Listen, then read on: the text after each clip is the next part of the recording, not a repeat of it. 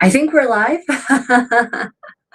Good morning, good afternoon, good evening, everyone, and welcome to my medieval sewing party, during which I will be busting medieval myths because many of my videos have gone viral lately, unbeknownst to me, and they are engendering some very creative and ahistorical responses from people. And so I thought I would address some of those today. So yeah. Yeah, good morning, everyone. I'm going to start, of course, with our traditional getting dressed. I will be dressing in the 15th century French, or Anglo-French style today. And then I'm going to be working on a bunch of different undergarments that I need to get done in time for Penzic, that big 2-week medievalist fair that I attend every year in Western Pennsylvania. That'll be from July 23rd to August 8th, I believe. So I have a lot of sewing I need to get done.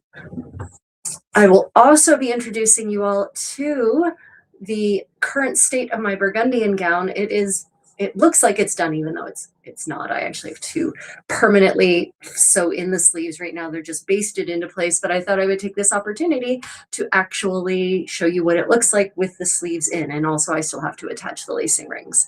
So yeah. Sorry for the late start. I once again forgot that I have to set everything up myself, and that takes longer than it does if you have someone else to help you with the setup. And also I got distracted by the cute kitties. Yeah.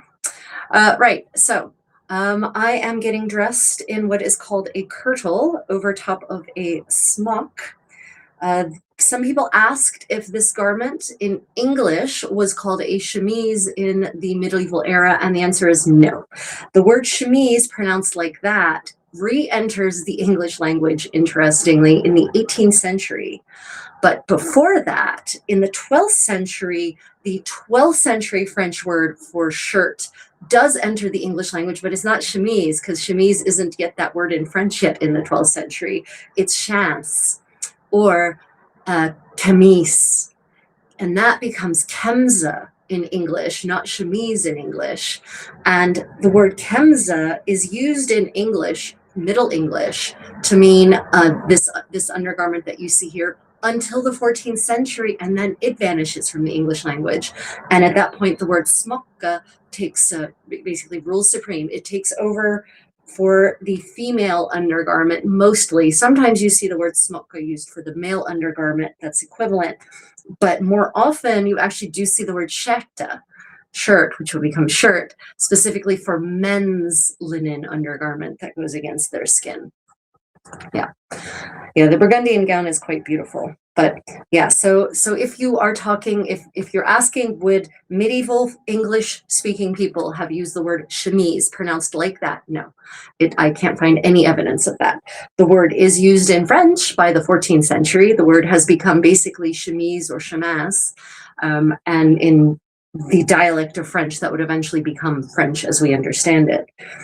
But it doesn't re-enter the English language until the 18th century. And there's actually this very interesting evolution of language in English for the garment that goes, the linen garment that goes against your skin, right? So first we have smocka or kemza. Kemza disappears in the 15th or the 14th century, or by the 15th century. And then we have smocka. And then in the 17th century, the word shift comes to be used as a euphemism for smocka, because apparently smocka becomes too titillating, right? It's too scintillating. Everyone knows that it means the lady's undergarment that goes against their skin. And so they start using the word shift. And then apparently in the 18th and by the 19th century, the word shift is also too titillating. And so they use the word chemise, the French word, because that makes it sound much less, somehow they think that sounds more proper. It's very interesting what happens when Protestants take over your country. Anyway, I'm not biased at all. I think the Protestant Reformation is one of the worst things to happen to Europe, but that's okay. Okay, so I've just laced up the garment with spiral lacing. Now I'm going to put on a kerchief, and we're going to put my braids in what I call the down and dirty bun. So basically what's going to happen is I'm just going to take my braids and tie them in a series of half knots on the back of my head. And then tuck that in. Right. And that's it. This is probably not how any noblewoman in the Middle Ages ever did her hair, to make this clear. However, I have no damsels. I am living a very ascetic lifestyle currently as far as countesses go. So I have no damsels. So that's how we do it. But I did learn something very interesting about hairstyling in Florence. You know, the question always is, we know how the aristocrats did their hair. They had valets and damsels, men and women, lords and ladies. Noble men and noble women had a valet or a damsel to do their hair for them. They didn't do their own hair. We know that. Okay, but what about everyone else? I always assumed that, you know, medieval people lived communally, and so they would just help each other with their hair. So if a man needed help with his hair, he would, you know, reach out to a brother or an uncle or his father, right? If a woman needed help with her hair, which she probably did, she would get a sister or an auntie or a mom or a grandmother or a daughter to help her, right? And that probably is true, but in Florence, in many places, but in Florence specifically, we know that they actually had hairdressers who would actually set up stalls on the street, basically, and the common women would go and have their hair done by these ladies. Now, I haven't been able to find out how much it would cost or how often they would go and have their hair done, but it seems that at least by the 15th century in Florence, there were street side hair salons, and that is how your average common servant or laborer, artisan woman who could not afford a damsel of her own would actually go and have her hair done. So I thought that was a really interesting revelation. Yeah.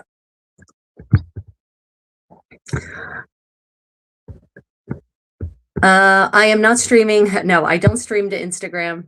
Darn it. Gosh, I freaking hate this.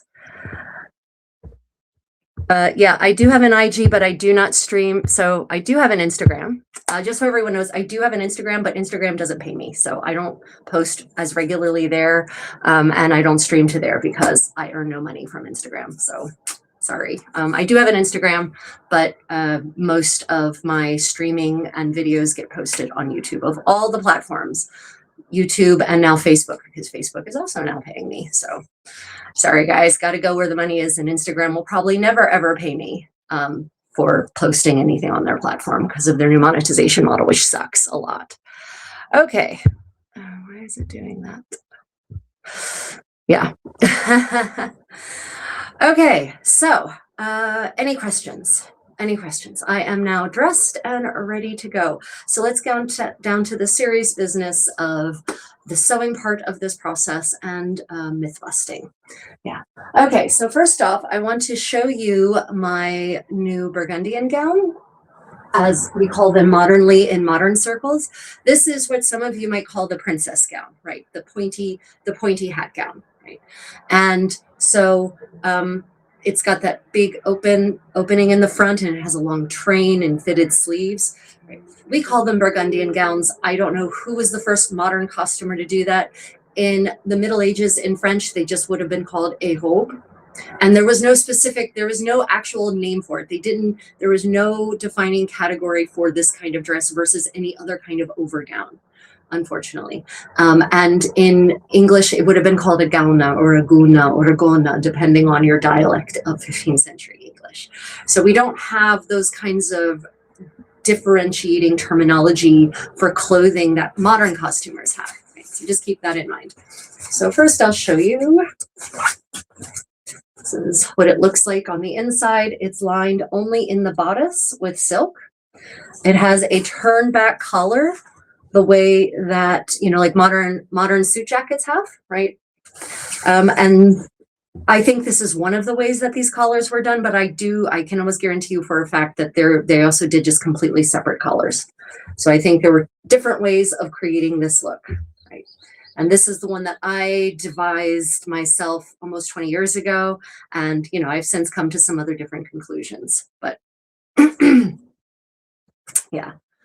Okay, so how it goes on, really easy. It just slips on over the head, and this kind of gown is absolutely worn over these layers, right? So when you see those beautiful gowns with the trains, this is what's under them. No corsets. Corsets don't exist in the 15th century. Supportive garments only seem to really exist, as far as for solid evidence, in Central Europe, and they're soft support. They're not boned support.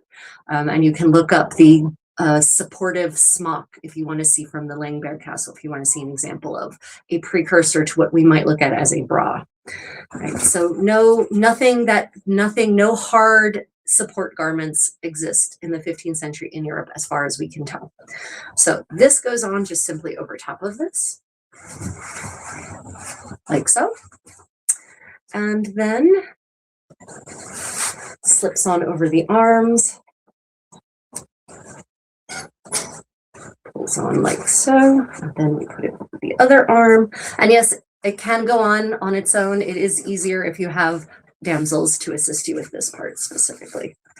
Okay, and then it closes with either hooks and eyes or with lacing rings. I haven't seen evidence of hooks and eyes being used for this kind of gown. We do know they had hooks and eyes in the 15th century. We know they were used for women's gowns because there's an extant gown from Italy in the 15th century that has hooks and eyes as a closure. The only depiction I've seen of the kind of closure on this style of gown, though, is actually lacing. And you can see it. It's a depiction of Pygmalion dressing his statue before it comes to life. And he's putting on an overgown similar to this one, and it's black, actually. And he's actually lacing it shut. So I have evidence solid that they were laced shut. I don't have proof positive that hooks and eyes were used. But basically, it closes to about there. Right. And then what would actually normally come over here, there would actually be a panel that, first off, the smock would get tucked back and pinned in place so that it doesn't show. So smock should not show on this style of gown. And there will be a panel, what's called a stomach, in a stomachi or a stomacher or a stomachus, depending on your dialect of English in the 15th century, that just gets pinned over top of this, covering the lacing and also creating a more smooth look. And the stomachers can be made of a variety of fabrics, from silk velvet to cloth of gold to satin. Sometimes they're even lined in fur, as is the case of Margaret of Denmark, Queen Margaret of Denmark. She has several stomachers that are lined in fur, right? It's getting cold. And yeah, so that's the look. And then a belt would be worn over top of it. So you can see we've got a couple of gussets here. There's a gusset underneath to help create shaping around my very muscular arm, and gussets and front and back. And I have to have those gussets because if I don't, this doesn't sit on my shoulders properly, because I have such three-dimensionally muscular shoulders that without those gussets, the arm's eye just pulls things off of my shoulders. So, and you can look at, there are some extant, mostly men's garments from the 14th century that have these very fitted sleeves and have these kinds of gussets in them too. Men would also have had muscular shoulders. Women probably not so much, not like I do anyway. So yeah, so this is the look, and I am currently working on, and we'll probably be working today while we chat and sew, on a collar that will be pinned over top of this, made out of this beautiful silk velvet that looks very much like sable fur, right? Isn't that gorgeous? But I hate this velvet. I hate this velvet so much. I hate it so much. Yeah, okay. 1 minute. What does the stomacher look like? The stomacher is just a rectangle of fabric. It's just a rectangle of fabric. It's not fancy. It's not like 18th century stomachers. It is just a rectangle of fabric that pins over top of the front laced kirtle. And then by the 1480s, or by the end of second half of the 1470s, we start seeing evidence of the kirtles actually being very wide and the stomacher actually going under the lacing. Right. But yeah, the stomacher was just a plain piece of fabric. I have no evidence even of them being embroidered, for instance, but they are a plain piece of fabric. It was a piece of very expensive fabric, but it was just a rectangle, just a plain old rectangle. Nothing exciting about it. Yeah. On the scale of coolness, what would this be at the time? 1 to 10, 10 being the coolest. This would be 10. This is a 10. This outfit is a 10, right? This is the kind of attire that princesses and duchesses wear and that wealthy merchantesses wear who are trying to imitate their betters, right? And you should all know that I'm in South Korea, and it is currently, I don't know, 81 degrees, and it's a little humid, and I'm perfectly comfortable. I'm wearing linen, I'm wearing a wool kirtle, and I'm wearing a silk lined wool gown over top of that, and I'm comfortable. So, this idea that wool is hot, it isn't always hot. You have to have the right wool, right? And having the linen against your skin is a very important component to helping the rest of these layers breathe. Yeah. Yeah, the current stomacher I have, although I plan on making another one, is black silk velvet and unadorned, and none of them are adorned. I have not seen any evidence. I've seen one possible depiction of a stomacher that might have 3 little gold thread flowers, very simple flowers embroidered right across the top. But it's a depiction from a Fountain of Youth scene. And so you always have to question how accurately that is depicting daily fashion, real fashion versus fantasy art. Yeah. Yeah. It will be 107 tomorrow. Yeah. The South is brutal, man. I'm not certain I would wear any clothes in the South, let alone wool or silk. Yeah, it's different world, right? So yeah, this is how it looks. Right. Yep. Wool wicks away moisture. Yep. Now, so here's the thing. Most people, this is the problem with wool. It's not that wool's the problem. The problem is people's exposure to wool. Most people only experience wool from really heavy winter coats, like those long swing coats or those long trench coats. And that will, or God knows, army uniforms, old army uniforms, which is boiled wool. And it has been felted and boiled, or fulled and boiled to the point where nothing can escape. Moisture will not escape. Yes, that is not going to breathe. But if you have a wool that has the right amount of loft, that hasn't been fulled until it can, withstand a hurricane in terms of waterproofing, then it will breathe very well. Yeah. Is it hard to put the stomacher on? No, not at all. So the stomacher just pins on. I have a full 26-minute getting dressed video for this entire ensemble from the skin out with detailed historical narration. I narrated actually from the perspective of a 15th century noblewoman getting dressed. I have my damsel helping me. You can see how all the layers go on. You can see how the hair is properly done. You can see the proper headdress. I have a musician playing music in the background, right? So after this live stream, if you want to check that out, I highly recommend it. It's a really beautiful video. I spent probably 100 hours putting it together, and it's gotten very few views. So if you want to check that out, if you do a search for getting dressed Burgundian, should probably bring the video up. It's 26 minutes long. It should be about 2 years old at this point. Yep. Yeah, wool socks. Wool is the best. Wool is the best. It is the wonder fabric, and it's a wonder that we have moved away from it towards petrochemical fabrics that create microplastics that are highly flammable and not breathable. But whatever. Yeah. Okay, great. Will I have damsels at Pennsic? Yes, I will have several damsels at Pennsic. So Pennsic will be a damseled event, and we will be live streaming properly getting dressed with my damsels in my company from Pennsic. So if you're interested in watching, actually coming along with me on my 15th century living history experience for 2 weeks, then make sure to hit that notification bell. Okay, well, for those just joining, welcome to Medieval Mythbusting with the Creative Contessa. I'm the Contessa, and we're just going through my getting dressed process. I'm now showing off a gown that is almost done, and on which I'll also be working today. And in the process, I will be debunking some of the most egregious myths that I have recently seen in the comments under various videos. Yeah, corporate America needs that money. Yeah, they do. The big oil, baby. You'd be shocked at how much big oil has really impacted our lives in that regard. But one thing I will say, I'm very happy with this pattern. I reworked it. It actually fits over my kirtle very comfortably. See, notice I actually have very good range of motion, right? It's a fitted sleeve, and yet I have excellent range of motion, right? Try doing that in a modern business suit jacket without unbuttoning it and see what happens to your garment. Yeah. Yeah, Ursula says, wool is awesome unless you're allergic to lanolin. So lanolin, lanolin is mostly removed from wool, from good quality wool. Good quality wool should have no lanolin left in it, honestly.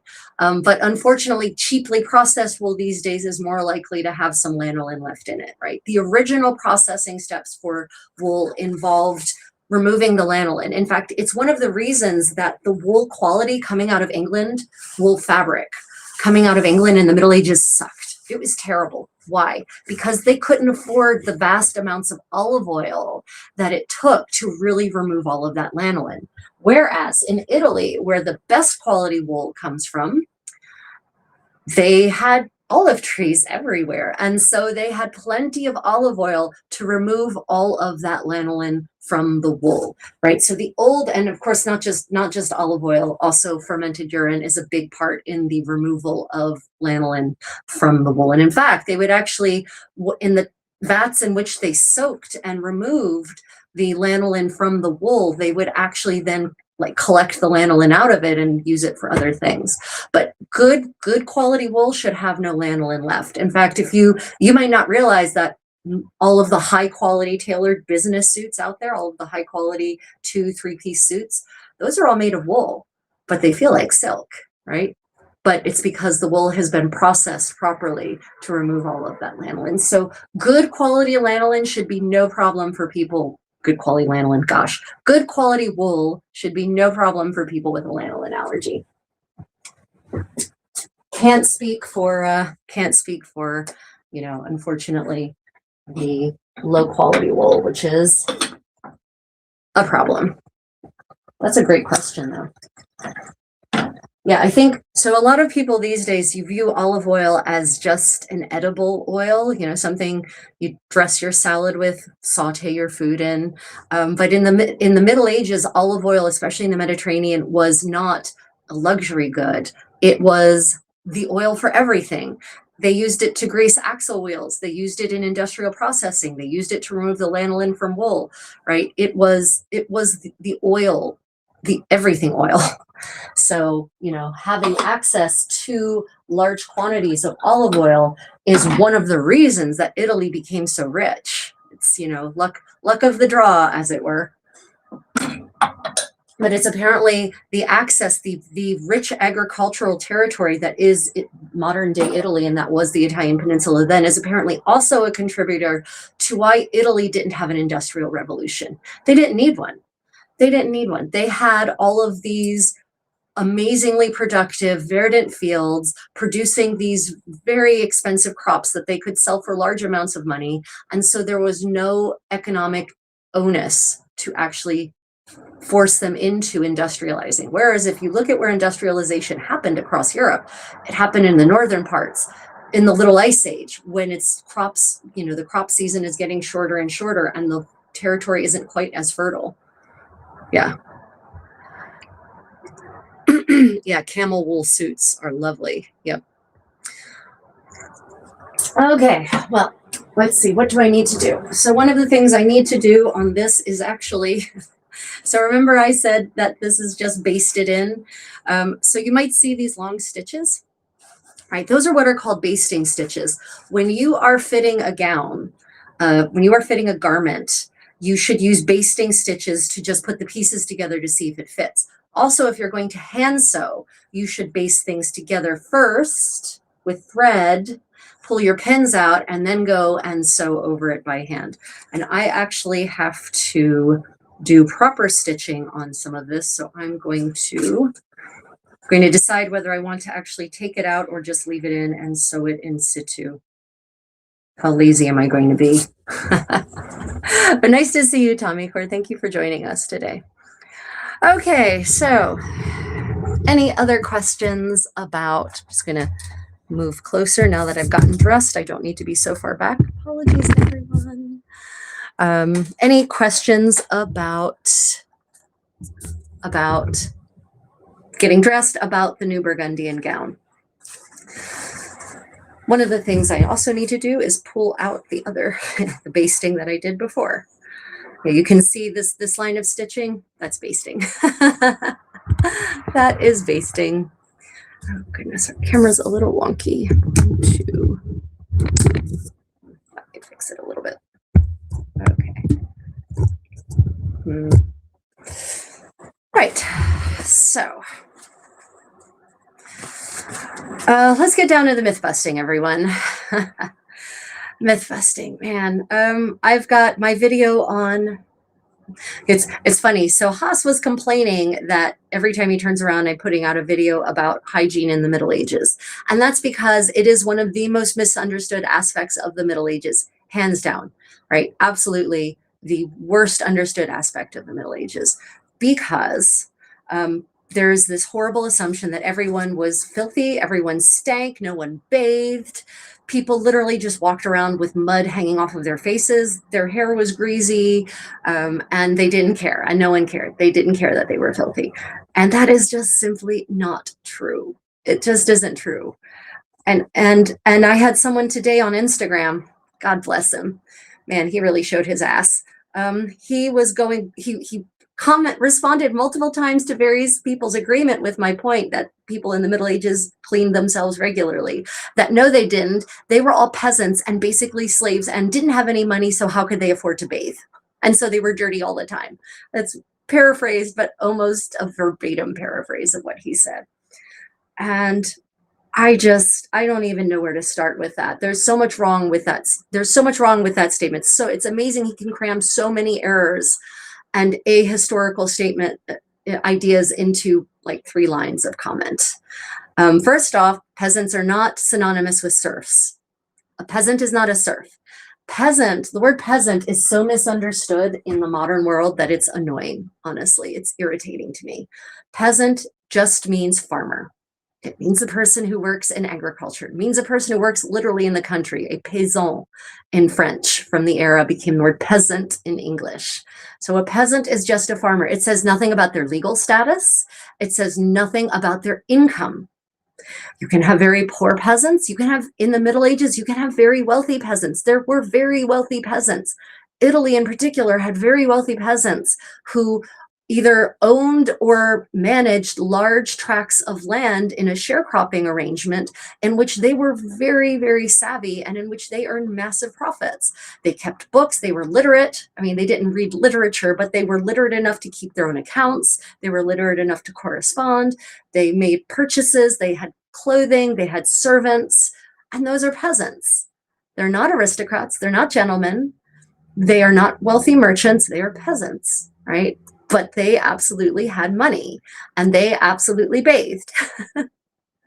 So, you know, it's just such so frustrating that there's that misconception that peasants and serfs are the same thing. 2, this idea that everyone was a serf in the Middle Ages, all across Europe, the whole Middle Ages, it's serfdom.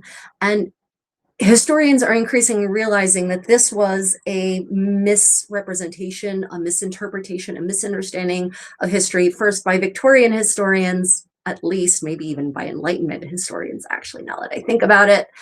And that this idea, this misconception got perpetuated on and on and on until finally, I'm going to sit down actually, until finally, oh gosh, I really ought to lower that if I'm going to sit down. Finally, historians now are starting to really look at the Middle Ages again, and they're starting to realize that actually everyone wasn't a peasant. Not everyone wasn't a serf, and that serfdom as an institution is limited to very specific parts of Europe. Not everywhere had serfdom. Ireland didn't have serfdom, for instance, for the most part, unless you're looking at the parts where the Normans tried to set up shop and then they tried this weird hybrid form of serfdom and it didn't really end up working. Iceland didn't have serfdom. Scandinavia, most of Scandinavia didn't have serfdom, right? Spain, the Iberian Peninsula, there are so many different polities in the Iberian Peninsula. Not all of them had serfdom, and serfdom didn't last for as long as people think it did. So you can't say that everyone was a serf and they were basically slaves and they earned, oh, the other statement was they earned no money, right? That's just not true. Peasants, especially after the Black Death, which changes everything, especially after the Black Death, peasants come into their own, right? They start, not only do they in some cases end up taking over lands that were once upon a time owned by nobles, because all those noble people died during the Black Death, they end up demanding wage increases if they're the ones who actually are working the farms, right? And so they absolutely are earning money. We can see it in the expense accounts from the landlords paying them to work the land. We can also see, and here's the thing, everyone gets paid. Everyone gets paid, right? In the expense accounts of the Duke of Norfolk, for instance, he talks all the time, or he doesn't talk, his steward records multiple instances of paying carters to haul the freshly harvested grain, paying, I forget what he calls them, the people actually do this, but paying people to do the harvest, paying people to winnow, paying people to do all this, the different steps that were involved in harvesting crops. They're not doing it, they're not forced to do it, they're not slaves. So no, peasants were not slaves in the Middle Ages. There were slaves, but actually, slavery as an institution takes a real downturn in the second millennium. There's active slavery up until about 1000. And then after that, it takes a sharp, sharp downturn. And, it picks up again in the 15th century with the rise of the Atlantic slave trade, but that's another story. But they're not slaves. They earn money, they have money. And you don't need to have a bathtub to wash yourself. This is the biggest thing. This is the point, this is the hill on which I will die. Modern people have come to think that the word bathe is synonymous with the word wash.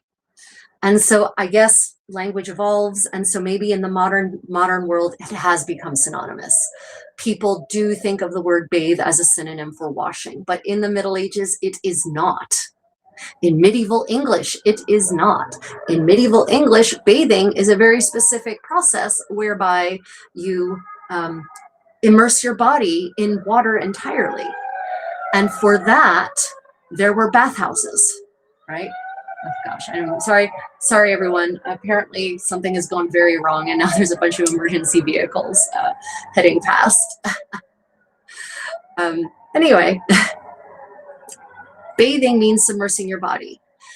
And yes, to have a private bath at home in a bathtub, yes, that would have been a luxury. That would have been expensive. That would have been something only the top members of society could have afforded. I will not disagree with you there. However, you don't need to do that to clean your body. First off, there are bathhouses all across medieval Europe, and this is one of those few places where I will paint all of Europe with one brush in the Middle Ages. There were public bathhouses everywhere in major cities and in large towns, and they were open. They were open all the time, and they had hot baths with bathtubs in which you could submerge your body, and people would go there in the towns and cities, would go there about once a week. Lots of evidence of this. In between baths in the cities and towns, you don't need a bathtub to clean yourself. It's a nice thing to do. God, it feels good, very relaxing, but you don't have to, right? In between those times, we get a basin, and you would fill the basin up with water, and it doesn't even have to be hot water. It doesn't have to be hot water. It really doesn't. You can bathe with just water and a washcloth. You don't even have to have soap, but they did have soap. They had different grades of soap. The people on the lower end of the spectrum maybe couldn't afford nice olive oil based soap, but they could afford a soap made of lye, right? But you don't even need soap to clean. You just need a cloth and water. And they did that. They did that every day, every day. It's very easy. No human likes to be dirty. No human likes to smell bad, right? Unless the disturbance is something medieval, Haas, that's not my purpose is not to go viral. My purpose is to share history. Sorry, buddy. So yeah, people cleaned, everyone cleaned. People were not walking around smelling bad, not even the so-called peasants. And yes, there were poor people, but the poor people, peasantry and poverty are not synonymous. And in fact, if you are a peasant, it's because you have a profession, you have a way to earn money. That's what makes you a peasant, because you're an agricultural worker. Peasant is not synonymous with poor person. It is not synonymous with poverty. Poor people are poor people.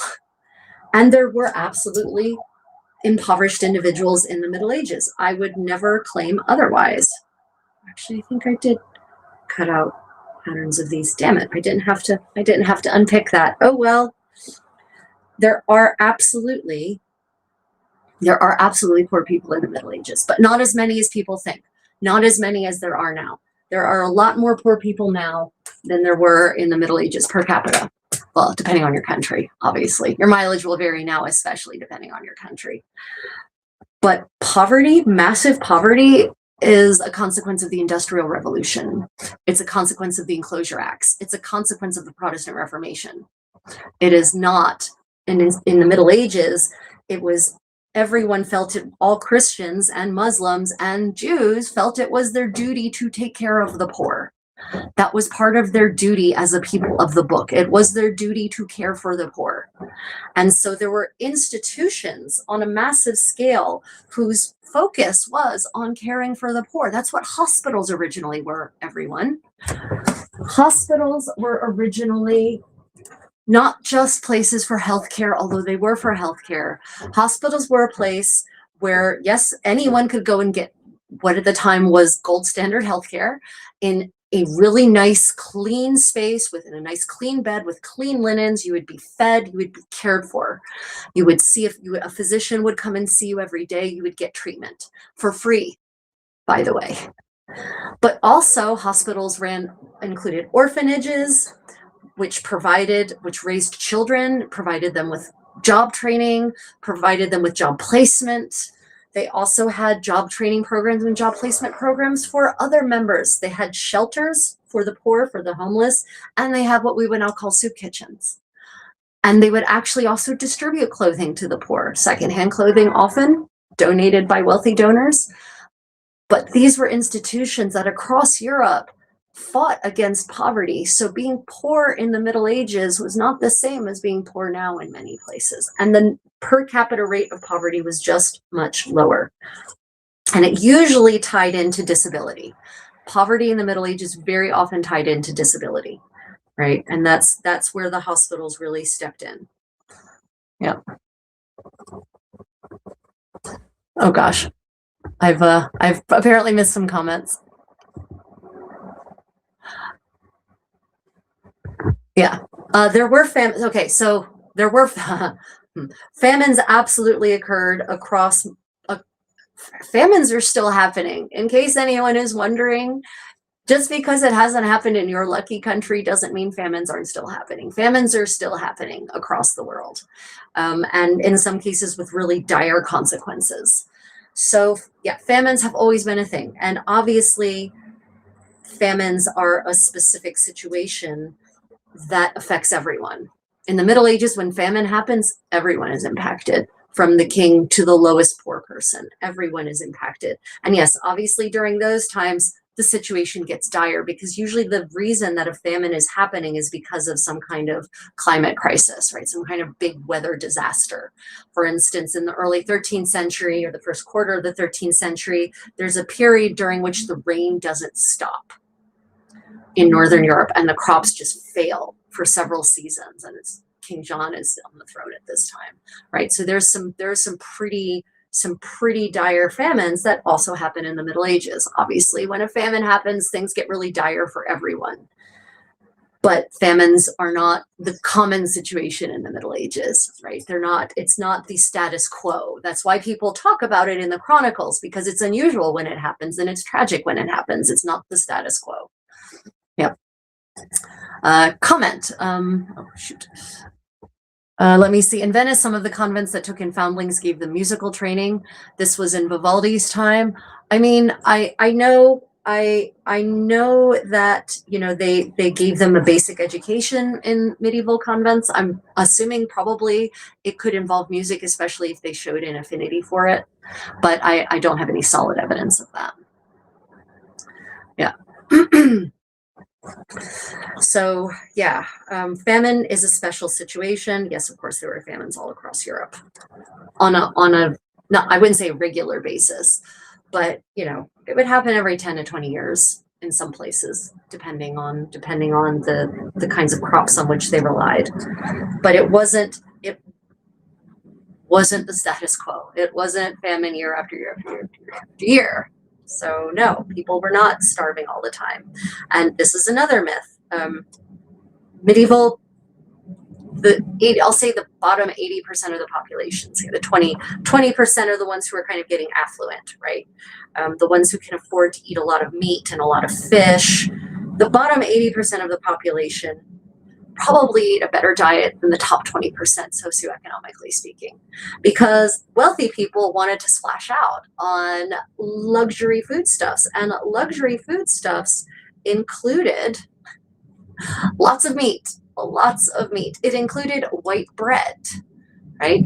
And medieval flour is not fortified. In case you are not aware, in America anyway, not so much in Europe, in the US anyway, wheat flour is fortified, right? It has vitamins added back into it, because when you take the bran away, you take away all of the nutrients, and all you basically have left are macronutrients, carbohydrates, and a little bit, and some protein. So it's been fortified by having those vitamins added back into it. Medieval white flour was not fortified with anything. It was just pure carbohydrates and a little bit of protein. So white bread was the staple of the wealthy of Europe. Pain de main, it was called in French, hand bread, right? It was soft, it was softer, anyway, it was still sourdough, but it was softer than, and lighter and fluffier than whole grain bread. And so it was highly coveted. And so it's also likely that in their recipes, when those recipes of the nobility and the wealthy merchants call for breadcrumbs, they were probably also using white breadcrumbs to thicken their stews and their sauces. So they're eating a lot of white bread. They're eating a lot of meat. They're not eating a lot of vegetables. The cookbooks have remarkably few vegetable dishes in them in Western Europe. And when you look at the menus of the feasts and the banquets that they're eating, the menus also don't have very many vegetable dishes on them. So a lot of meat, a lot of white bread, not a lot of vegetables, not a lot of pulses, except on Lenten days, when then they're eating a lot of fish and maybe a little bit more in the way of pulses and vegetables. But on the other 180, 200 something days of the year, 230 days of the year, they're eating a lot of meat, they're eating a lot of white bread. Whereas the peasants, in quotes, laborers, people at the lower end of the socioeconomic spectrum, they are eating lots of pulses. They're eating lots of root vegetables. They're eating lots of greens and herbs, whatever's in season. In the winter, they're probably eating fermented vegetables. They're eating their bread. They're eating rye bread. They're eating millet. They're eating spelt. They're eating sourdough. They're eating whole grain. They're not filtering out the bran from their bread, right? And all of those grains both have a lower gluten content. They have a lower glycemic index. And they're lower on the glycemic index, rather. And so that's what they're eating. And every day they're eating different things, whatever's in season. So their diet is constantly rotating based on what's in season. It might be pottage every day, but it's not the same pottage every day. It's a different stew based on what is available. So in fact, the bottom 80% across most of Europe, as long as there's not a famine happening, has a more nutritionally dense diet than the wealthy did. Now, someone asked me, what about rickets? Is rickets common? So I went and looked into that. Rickets is a vitamin C deficiency. In Southern Europe, no. In the Mediterranean, I have not found any evidence of rickets, and that's because they've got citrus fruit growing on the trees everywhere. They've got a constant, basically year-round, more or less, they have access to fruits and vegetables that can help provide them with that vitamin C content. Northern Europe, and especially Northeastern Europe, so Poland, the Baltic states, there I found a whole bunch of reports about graveyard studies from medieval graveyard studies in which they found a much higher incidence of rickets, not in grown-ups, in children. So, but it's not nearly as, rickets doesn't really become truly endemic until the age of exploration, when everyone suddenly becomes a sailor and the ships start crossing the oceans from Europe and they're at sea for months at a time. And then rickets becomes a big endemic problem amongst the European and then the American, populations of colonists in the New World, in the Americas, because they are at sea for long amounts of time. But in the Middle Ages, these ships aren't sailing for months at a time. They're sticking close to the shore and they're kind of bopping in and out from port to port, resupplying regularly. They're not crossing vast oceans with no landmass to guide them. So rickets seems to be an issue of children, specifically in Northern Europe, where specifically probably from winter, I'm not going to call it a winter famine, from winter fasting, and fasting might create the wrong impression, but winter would be the time when they would run out of their stores of apples and pears and cabbage and other vegetables that would be able to supply them with the vitamin C they need. But it seems to be mostly in children where they find the evidence of rickets in the Middle Ages. Oh goodness. Goodness, what did I miss? I thought scurvy was a vitamin C. Oh, scurvy. Did I say rickets? God, I'm sorry. Oh, I'm sorry. Yes, you're right. Oh, I'm so sorry, everyone. Yeah, that was me thinking one thing and saying another. Yes, I meant scurvy. You are correct, Ursula Bear. I apologize, everyone. Got lost in my thought. I was imagining scurvy, but I apparently was saying rickets. Yeah, scurvy, not rickets. Scurvy is the vitamin C deficiency. Scurvy is a disease that they've identified in children in the Baltic states and in Poland, specifically in these parts of Europe where the winters are dark and the growing season is shorter. So, but again, it's interesting. It's amongst children where they're finding the evidence of scurvy, not amongst the adult populations. So no, scurvy does not seem to have been commonplace across medieval Europe as a whole. It seems to have been more commonplace the further north you go, and more commonplace again in children. Yeah, no, thank you, Ursula Bear. Appreciate that correction. This is not Amish. I'm not Amish. Oh, wait, I didn't put on my bling to prove that I'm not Amish. Oh, I apologize, everyone. Where's my bling? Bling. Okay, not Amish. Yeah, so not Amish. I am basically a 15th century noblewoman at home in her private apartments in what I would call the 15th century French equivalent of Lululemon. And there, now I'm wearing a jewel that really proves that I'm not Amish. Yeah. Let me see. I absorb vitamin D poorly, and I wondered if my genotype was able to persist because my ancestors would have probably eaten so much fish.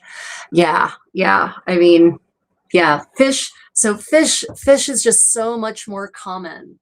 Fish is so much more common in the medieval European diet than it is especially amongst Americans, for most Americans.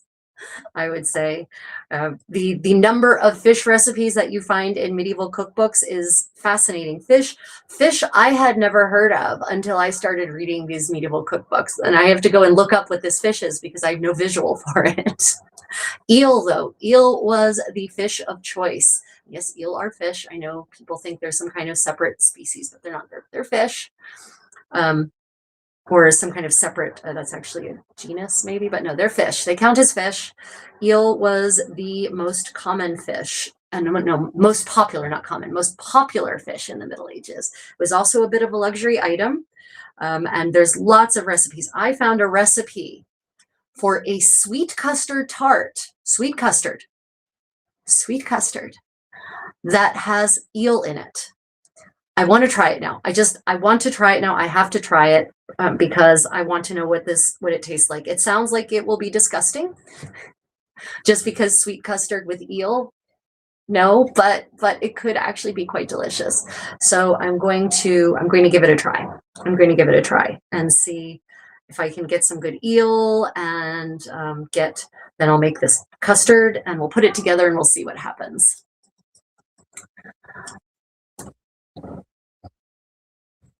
What am I attempting to sew? I am actually, yeah, I am unpicking. I'm unpicking a collar that's going to go on an overdress that is, and I'll show you in a moment what it looks like, goes on a 15th century gown, because I'm working on this gown from the 1470s to the 1480s, and it actually, it's silk velvet, and I hate silk velvet, and I've learned, I haven't done much velvet sewing ever, actually, and I've learned so much about sewing with velvet in this last week. Okay, so this is basically what the collar would look like. So it goes on, it will go on that black dress I was wearing earlier. This is the outside. This is what we'll see. This needs to be sewn and flipped inside out, right? But this is the collar. So it just kind of comes to the front and it will close with hooks and eyes like that. And then this is what it looks like in the back. Right, so this is what I'm resewing for the 30th time, probably. Yeah, some fish, comment, some fish can be sweetish. Yes, it can. And eel definitely tends to take on a sweet, tends to be done in sweet marinades and sweet sauces in Asia. So I'm willing to give it a try. I'm absolutely willing to give it a shot, shall we say. So yeah, so basically what I'm about to do is I'm about to take, so I've got two of these, both of them in the silk velvet. Doesn't that look so beautiful? Oh, both of them in the silk velvet, and they are going to basically, I'm going to sew them inside out and then turn them right side out, because this is going to create a more three-dimensional look like you see in the fur, the velvet and fur collars that you see on these dresses. Where would this be worn? So what I'm wearing now is actually the underlayers. The black overgown that goes over this, it would be worn out in public occasions, right? It would be worn for any kind of thing that was public, where a lady or a noblewoman or a wealthy merchant's wife or a wealthy peasant in some cases would actually be attending a, anything where they were going to be seen. It could be worn to mass, just to daily mass. It could be worn out to the public square. It could be worn to the market. It could be worn to a tournament. It could be worn to a feast. It could be worn to dancing. Basically all occasions where one wished to be seen. This is just the fashion, right? This is not an era with there are ceremonial clothing. This is not ceremonial. This is fashion. There are ceremonial gowns from this era for men and women, actually, especially belonging to specific knightly orders, which women also belong to in this era sometimes, or if you were performing a specific role in a court, in the royal court, if there was some kind of official court ceremony, then, for instance, queens in France and England actually had this very specific kind of ceremonial surcoat in the second half of the 15th century that was no longer a fashion garment, but was still being worn for ceremonial purposes only. But this is not one of those. This is not a ceremonial garment. This is a fashion garment. So basically when out and about is what I would say. Yeah. Right. Okay, so other myths. I actually brought my little list. Oh, I didn't bring my little list. Oh, well, I actually wrote down a list of all of the comments I saw that needed rebutting, and then I left it somewhere else. Well, this is what happens when I do everything myself, all the tasks of my work. Well, are there any other myths you've heard, or any other odd, outlandish things you've heard about the Middle Ages, things that struck you as being maybe not quite right? I'd be happy to address them. Let's see, other common myths. Let's see. Oh, the myth of mental illness being automatically ascribed to demonic possession. It's just not true. I actually have been delving lately deeply into mental health in the Middle Ages, and what I have found is that if a person was actually showing real signs of possession, by which I mean they were speaking in tongues, they were cursing God and the Virgin, they were calling themselves a demon, which is in some of the cases, it was true. They would actually call a priest. A priest would come and would assess the situation. And then if he felt that maybe it was demonic possession, they would then call in a specialist from the archdiocese, basically, and there would be an assessment. And in most cases, it was determined that it was not demonic possession. It was not, and that no exorcism would be necessary, that the the individual actually needed physician's care. And these cases are documented. We have a lot of records from the Middle Ages. We have a surprising number of records from the Middle Ages. And many people have done in-depth studies of these primary source documents. And what they have found is that in the case of mental illness, for the most part, demonic possession was not the diagnosis given. An imbalance of the humors was. In some cases, they thought that the individual was maybe driven mad by demons, but not possessed by demons, right?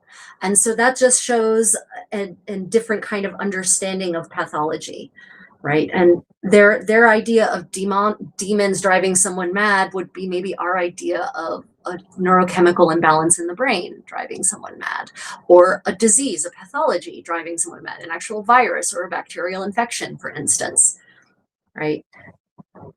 You know, in the pre-microscopy age, it's easy to see how virus or bacteria equals demon, right? So, let me see, wait, question. Oh, I hate this. I hate the screen sometimes. Okay. For whatever reason, my screen is not letting me see your comments. So that's annoying, because I actually saw a good comment switch by at one point. Didn't Charlemagne receive an elephant from an African king? I don't know if Charlemagne did, but it sounds like something that would have happened.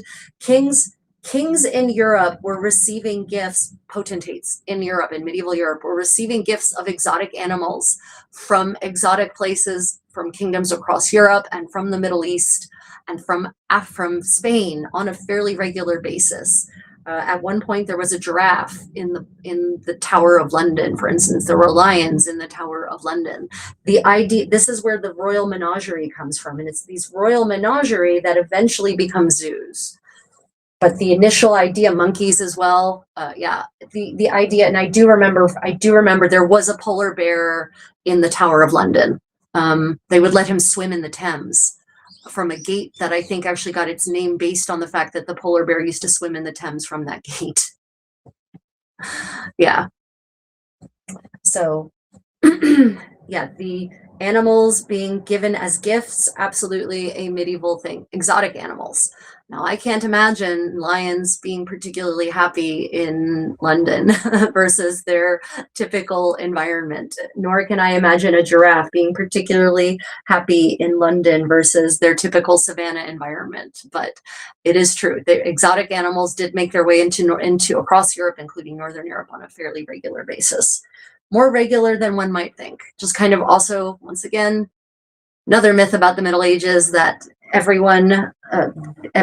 places were very isolated. There was no cross connection or cross-cultural communication, that there was no trade, that people lived and died in the same place.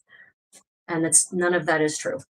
It's just not true. People may have lived and died in the same place, but they went places in the interim. Even just on pilgrimage was a regular part of the medieval experience of the experience of medieval people, right? Pilgrimage. And so people would actually go on pilgrimage to local shrines and sometimes to shrines further afield. And again, I mean people even at the lower end of the socioeconomic spectrum.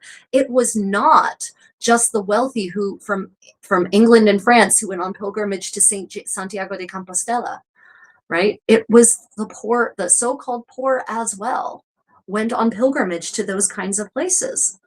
And that absolutely counts as travel. But even just going to a shrine, a local shrine, say 20, 30 miles away, everyone did that on a regular basis. It was part of their Christian experience. It was part of expressing their faith. It was also part of health. Feeds right back into the mental health thing. When people would start suffering from some kind of mental affliction, schizophrenia, some kind of insanity, right? Wasn't necessarily as well defined then as it is now, because we have a lot of much more granular categories of mental health issues now. But there were very special shrines that specialized in mental health disorders. And what they would just kind of all have been dubbed the mad, right? Where mad people would have been sent to recuperate. And those can be not just a couple of miles away, but in some cases, hundreds of miles. And the local community would generally actually raise the funds for this afflicted individual to go to these places. There's one particular one, St. Dymphna, which is in the Low Countries. St. Dymphna's shrine was so sophisticated as a place for the mentally unwell to go and recuperate. It was so well known because St. Dymphna was the patron saint of the mentally touched, right? And so people would go to her shrine suffering from mental disorders specifically to be healed. And so many people went there that the city actually came up with an infrastructure to support this massive inlet of people coming into the city.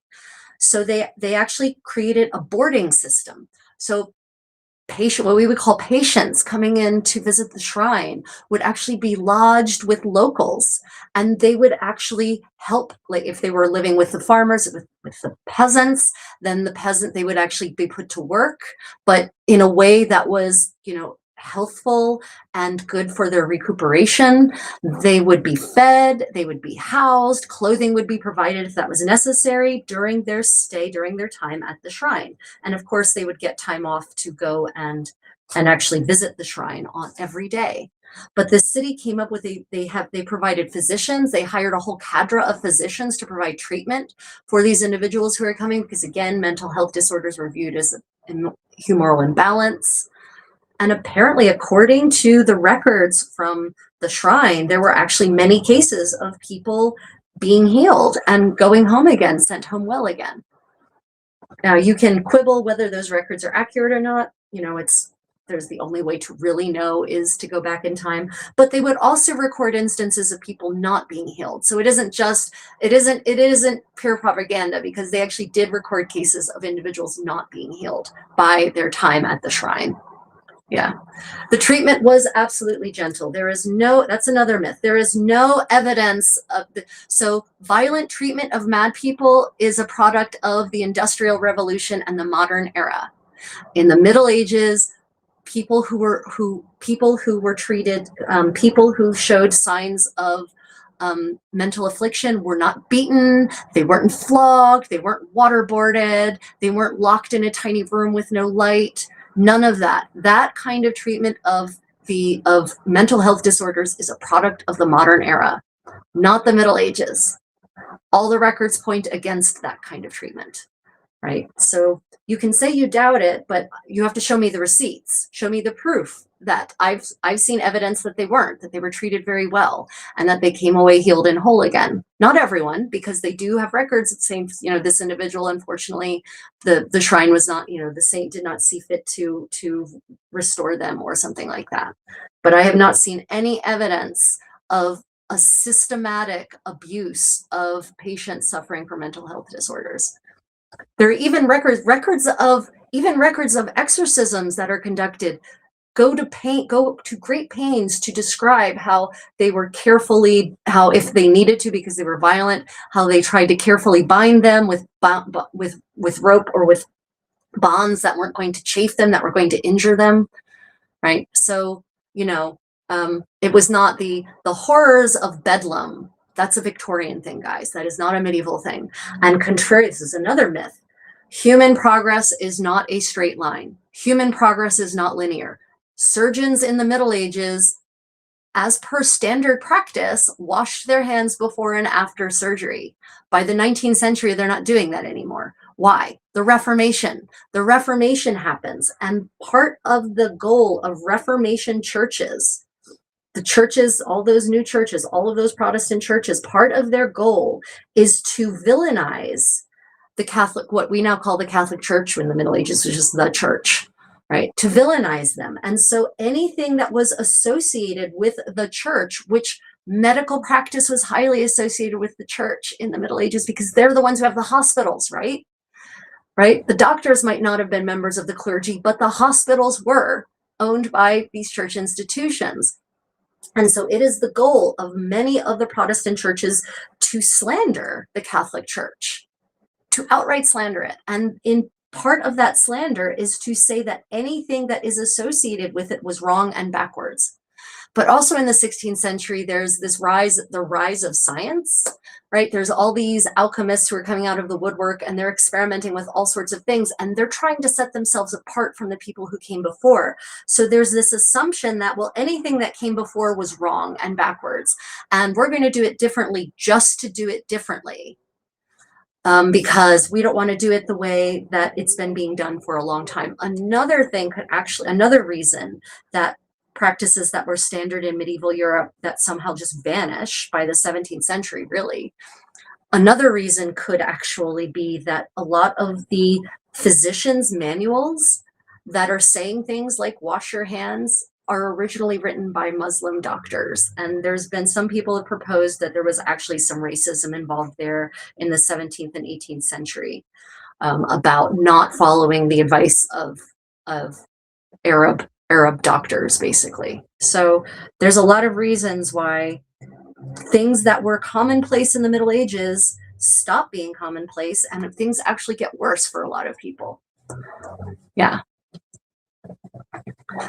Yeah, the doctors were not always clergy. In fact, not often. They could be, but they weren't. It wasn't the Venn diagram of clergy and doctors in medieval Europe is not a circle, right? They could be, but they weren't always. Yeah, just they weren't always. But the church did the universities were founded by the Catholic Church. That's another myth about the Middle Ages, that the church was averse to learning and science, when the fact is that in the Middle Ages, the church actually operated laboratories for scientific experiments and actually supported scientific advancement and innovation. And they're the ones who founded the universities. And they're the ones who founded a lot of the medical schools. So, yeah. What was the most common soap type used in the 15th century? I can't really speak for common. I can tell you what the most popular one was. The most popular was Castile soap, which is made with olive oil and was a luxury good that was imported from Castilla, from Spain. That was the most popular soap, but that was a luxury good. Probably most people are just using a soap the average person is probably using a soap made from lye and beef fat, rendered beef fat, probably. It would probably be relatively harsh, but some people might have actually figured out how to super saturate their soap. It's harder to know at the lower end of the spectrum, right? Because they weren't necessarily writing down their your average peasantess was not necessarily writing down her recipe for super saturated soap. But it consisted of a combination of potash, lye, and rendered beef fat generally. Yeah. Human fat soap like Fight Club. Those floors are hard. What floors are hard? I must have missed a comment somewhere. Oh no, I can't scroll up and down. Right. Okay. Yeah, I've been locked out of scrolling up and down. Do I live life as if I were in the Middle Ages? Absolutely not. Absolutely not. So honestly, to live life like it was the Middle Ages, I would have to live in a household of 15 to 20 people. Medieval living was very communal, and to actually live life like in the Middle Ages, it would involve a lot more effort in terms of making items ourselves, and that would require a much larger household. Medieval people lived communally, multiple generations to a home. People, even in the middle of the socioeconomic spectrum, generally had one or two servants also. So I would need a lot more people to actually live medievally. Would it be interesting to live medievally? To a certain extent. I mean, I've experimented with it. I've done it a week or two at a time, right? And that's fun. Would I want to live that way 100% of the time? No, because Even though medieval medicine wasn't quite the horror show that people want to make it out to be, in many ways, modern medicine is definitely superior. I like vaccines. I like antibiotics when I need them. I like access to, surgery with anesthesia that's not going to possibly put me, well, is not likely to put me in the coma the way poppy juice would have put someone in a coma likely in the Middle Ages, right? I like all of the new tools and the imaging technology that we have now. I like not having to breathe fire smoke because I'm, living in a home where there's a hole in the ceiling and a hearth in the center of the floor, and the smoke doesn't all go out because chimneys are a luxury item that most people don't have until the 17th century. So no, I wouldn't want to live this way full time. There are aspects of the Middle Ages though that I enjoy doing on a regular basis. There's a lot of, for instance, as I said, not people lived communally in the Middle Ages. You were never alone. You weren't alone. You always had your family with you. You always had friends with you. You lived with other people, right? And so that meant there was always critical mass for things like dancing and playing games and story time. And it was, in that sense, there's certain aspects of medieval life that I would definitely like to implement more into my actual modern life. But I also like a lot of other periods of history, and I like a lot of different kinds of fashion. So I like wearing other kinds of clothes as well. I like other kinds of dance. I love Lindy Hop. I love Balboa. I love the Viennese waltz. I love the Argentine tango. And none of those have any kind of analogs in the medieval dance tradition, for instance. So no, wouldn't want to actually live a real medieval life, but it's fun to play with sometimes. And there's certain aspects that I would definitely incorporate more. I already incorporate slow food more into my cooking. I make a lot of my own raw ingredients myself from scratch rather than buying pre-made raw ingredients, for instance, almond milk. I like the idea of eating a more well-rounded diet of fresh foods, which I do. Sourdough, if I'm going to make bread, it's going to be sourdough. So yeah, it's a good question, but no, definitely don't want to actually live in the Middle Ages. Not many people should honestly want that. And one of the other follow-up question to that is usually, if you could travel back in time, to what period would you travel? None. None, unless it comes with an enchantment of imperviousness, because I don't want to be exposed to the microbes that they had back then, to which I may or may not still have an immunity. And I wouldn't want to be in a place where I can't get access to antibiotics if I need to. The past is dangerous for more reasons than just violence. So there are lots of eras that I'd like to watch through a nice safe window. If we had a time machine that just allowed you to look back in time, that'd be great. I would do that. But in fact, I would love to do that. I wish I would love to do that for so many reasons, especially for historic kinesthetic activities such as dance and combat, because we actually have dance manuals and fighting manuals from the 15th century.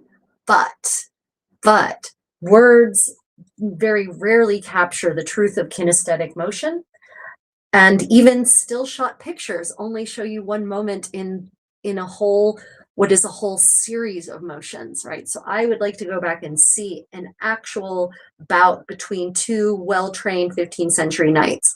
I would like to go back and see actual dancing being done in the 15th century, so that I could finally put to rest the many, many, many questions that I have after having copiously read these manuals.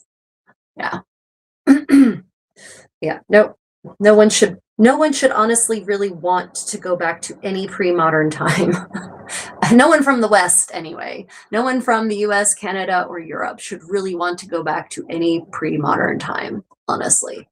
There may be other places in the world that are in dire straits where for them possibly it would be better, but not from my personal living situation, life situation, and perspective. Yeah. Would I use a TARDIS to travel back in time? I don't. Does the TARDIS protect you from dying of microbial exposure? If the answer is no, then no.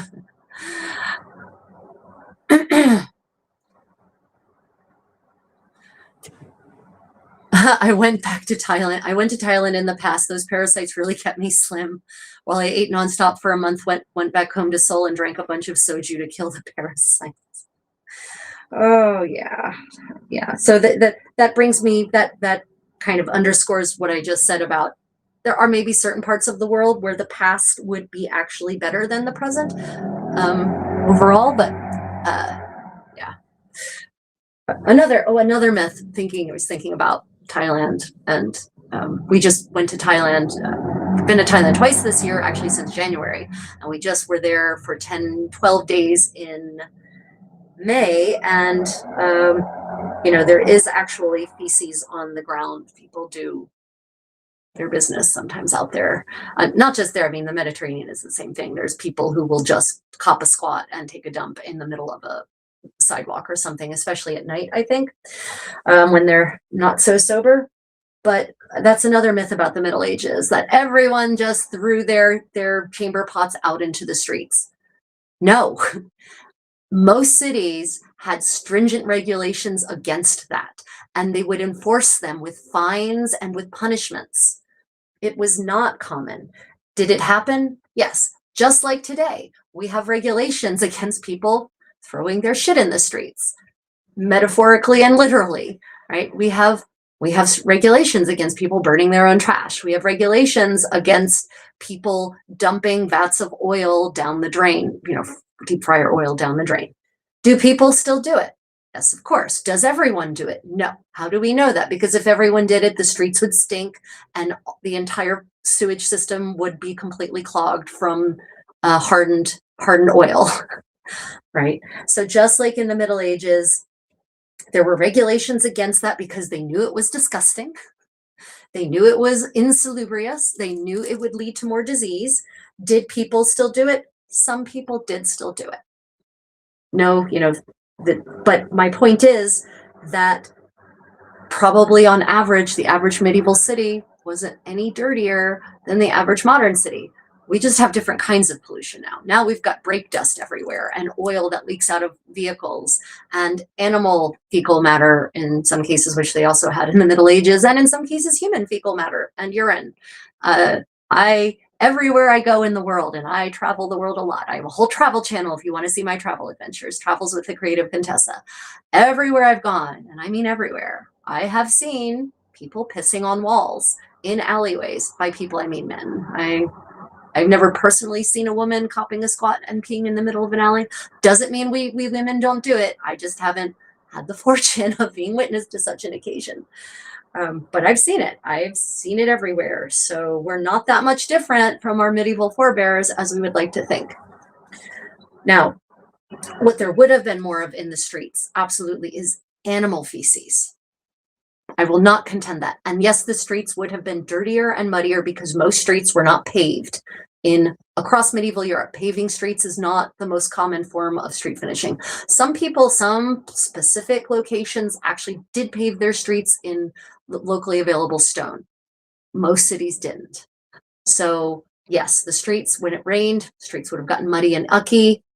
Animals, oxen, donkeys, horses, sheep, pigs that are especially being driven to market, if it's market day, yeah, there's going to be animal feces in the streets. But many medieval cities actually had street cleaning crews. I only learned that recently as well. There are expense accounts for multiple medieval cities. If you go and start looking, you'll spot that they have payments to their street cleaning crews. So they acknowledged that that was an issue and they cleaned it up. The other reason it was cleaned up is because those feces were valuable. Those were raw materials for industrial processes because medieval people knew how to process them, to use them to make fertilizer, to use them to get chemicals out of them that could then be used for other processing, for tanning leather, for dyeing fabric. So just to name a few. So those feces were not just left in the street. That would be like leaving money in the street. You're just not going to do it. So they had street cleaning crews that would go and clean up, and then they would actually sell the feces to the various professions that would then use them for producing goods. Medieval economy is highly circular from the shit all the way up.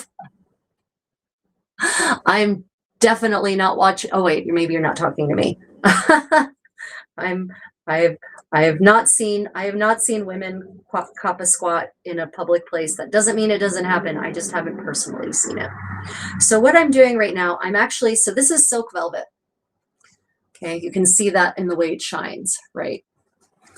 And velvet, I've come to the conclusion, is a sentient being, and it is possessed by a devil.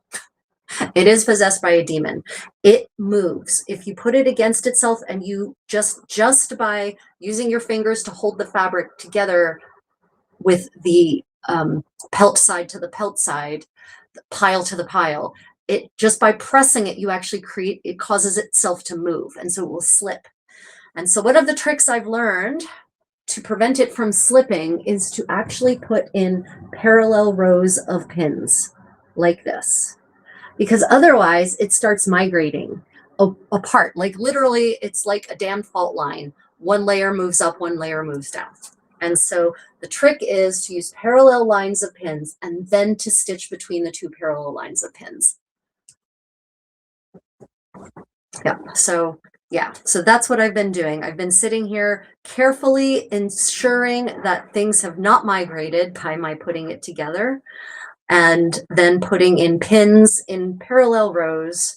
And now I'm checking. Now what I'm going back and doing is I'm checking on both sides to make sure that no bunching has happened. And what I see is that on this side, it's nice and smooth. Sorry, this side, it's nice and smooth. But on this side, we have a little bit of ruffling happening. So I'm going to go and repin that now. Yeah. So yeah. I know I end up talking about blood and feces a lot in these live streams, because I think those are two of the most misunderstood aspects of the Middle Ages. Oh, water. Guys, water. There's this myth going around that people drank, that everyone was alcoholic in the Middle Ages. First off, they weren't. That everyone was just stumbling drunk. And that they had to drink wine, ale, and or beer being a later development, because if they didn't, they would die from the toxins in the water, right? From the bacteria and the bacteria in the water. Water everywhere was just awful. And that's not true either. There were some cities in certain parts of the Middle Ages, but not across the whole Middle Ages, where the rivers were more or less clean.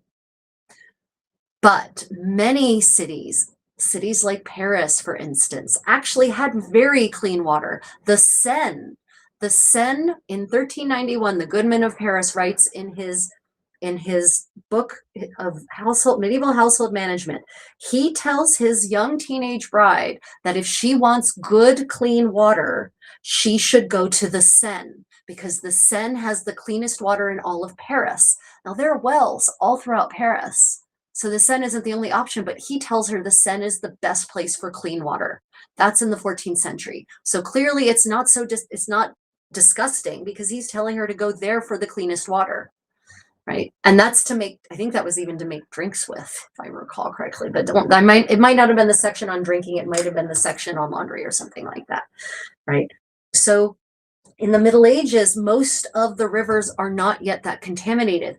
That level of contamination is another artifact, and I mean that literally, something made by man, of the modern era. Oh, hi, Teeny. Hi, baby. What's up? Is it time for pets? Time for pets. I don't know if you all can see I guess you can't really see the cow kitty who's just jumped up next to me. He thinks it's petting time. It's belly rub time. He loves his belly rubs. And he likes it particularly if I sit here and rub him. Do any of you have cats who have very specific places, geographic locations in your home where they want you to pet them? Like, they don't want you to pet them on that cushion, but they want you to pet them on that cushion. That's my Chimmy. Hold on.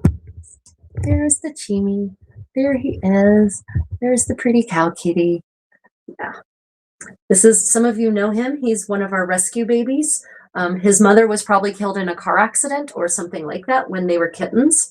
And she had apparently nested them on the roof of a cafe, and the cafe saw on their security camera that the mom hadn't come back for 3 days, and they spotted him, Chimi, as a little baby, climbing down the wall of the cafe and coming back with food for his siblings. So we just had to adopt him and his brother when they came up for adoption from their fosters.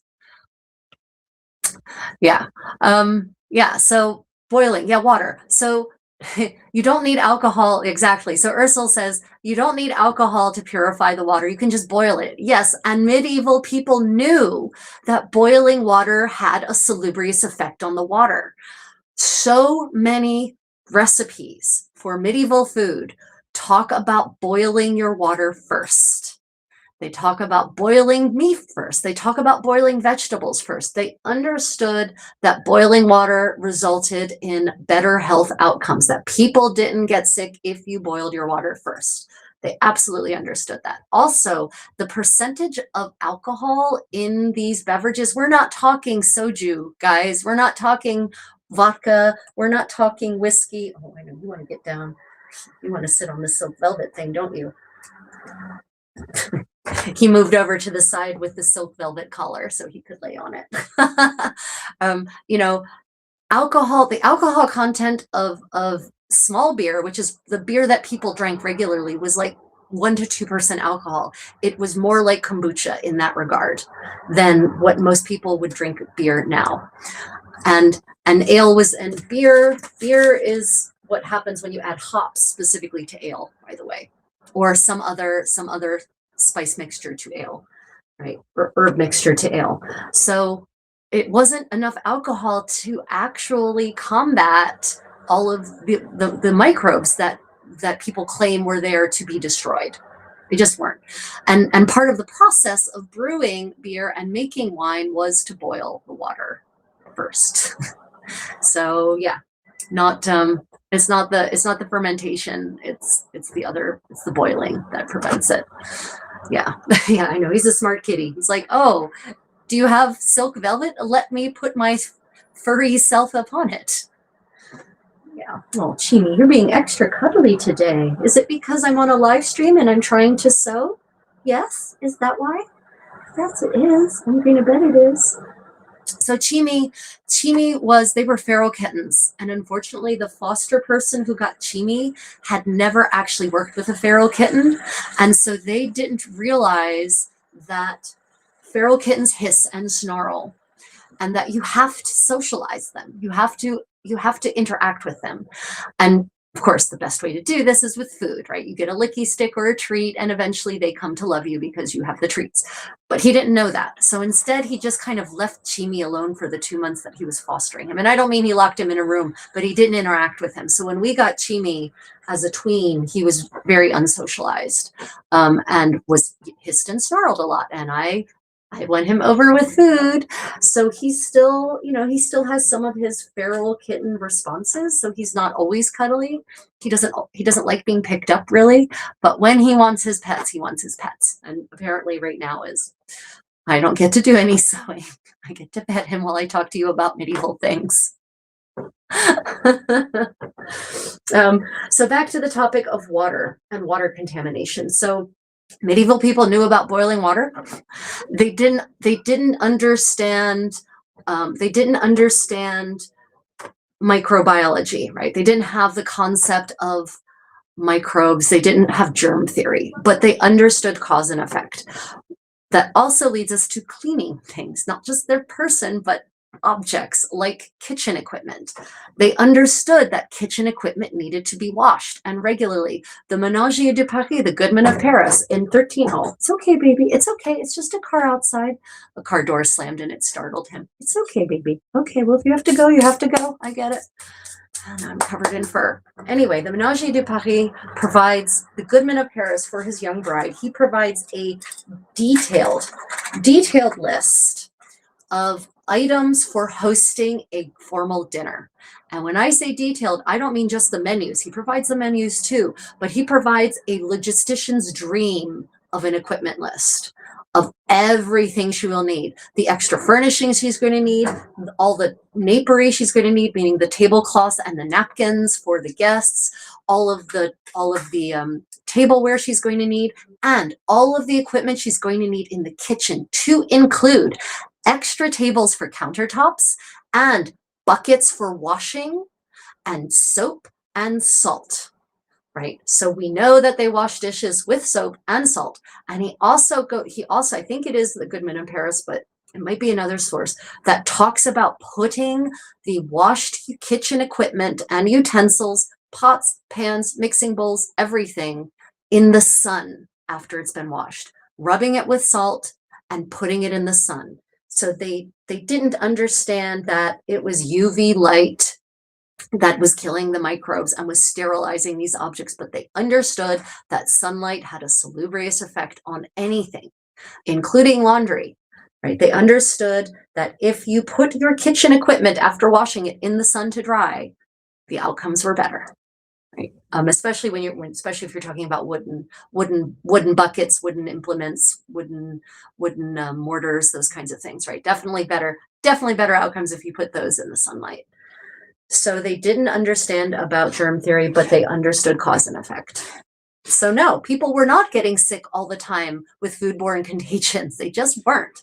Did it happen? Sometimes. It probably happens more often now, actually, especially because of all the contaminated lettuce with all the salmonella at these fast food restaurants, right? It probably happens more often now than it did in the Middle Ages. Butter is the best. I agree that 100%.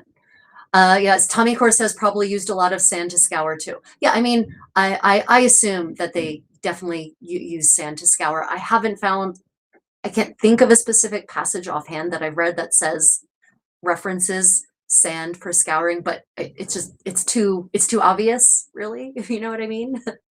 But yeah, there's all of these ways in which medieval people fought microbes, even if they didn't understand that it was microbes they were fighting. They understood they were fighting a very much undesirable outcome.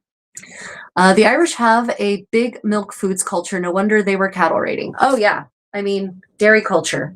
And I just recently acquired this fantastic 15th century cheese pilgrimage journal from Pantaleone da Confianza, who goes on this, I've talked about him before, he goes on this pilgrimage across Europe, this cheese pilgrimage, to go and discover and report on cheeses from all over Western Europe, as basically in response to orders by his patron, the Duke of Savoy. And he comes back with this amazingly detailed treatise on dairy products. On dairy, not just cheese, but all kinds of dairy, including butter, he talks about of course, the dietetics of the different kinds of milk. He talks about ass's milk, for instance. So apparently they were drinking ass's milk in 15th century Italy. He talks about the benefits of ass's milk versus sheep's milk versus goat's milk versus cow milk. This source, I just got it. It's only available either digitally in its original macaronic Latin, not one of my languages, alas, or available in this 2002 German translation. Unfortunately, it was a limited print run of like 999, and I have one of the 999 copies that is apparently out there in the world. So I've been working my way through it, and there's just been some really fascinating discoveries in it, because he does talk about how to make butter by the medieval standard. He does talk about how cheese is made. And he talks about the tastes and textures of many cheeses that have names that have modern cognates that may or may not be the same as the modern version of that cheese. So it's been a very interesting read, I will say. Absolutely. Yeah. Let me see. An Irish cheese pill, sheep's milk is delish. It's one that I can ingest. Cow's milk tears me up. Yeah. So a lot of people don't realize that milk is not milk. I mean, obviously you do, Haas. Haas creates 100%. But there are different kinds of proteins in sheep's milk versus cow's milk versus goat's milk, probably, versus ass's milk, donkey milk, right? So, And some of the proteins in cow's milk tend to trigger a lot more digestive issues than the proteins in sheep's milk or goat's milk, which is why many people can tolerate those much better or at all versus cow's milk where they can't. And in most places in medieval Europe, it seems that sheep's milk was much more common than cow's milk because cows required large pastures for grazing to be produced in any kind of quantity. And so cow farming, cow rearing, there's a word for this, cow ranching, cow farming anyway, wasn't as prominent as sheep farming was. And so they had many, many, many more sheep than they had cows, and therefore they had a lot more sheep's milk.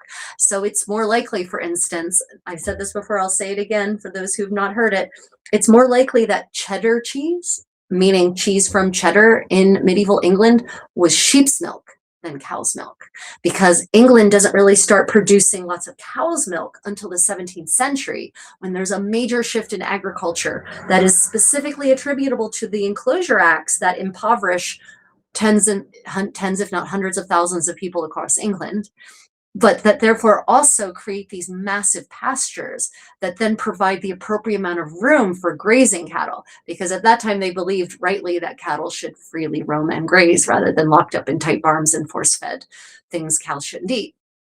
No shade at industrial American cow farming. But what that means is that most cheese in medieval England was probably sheep's milk. Not very much of it was probably cow's milk. So it would have a completely different flavor, completely different texture than it does now.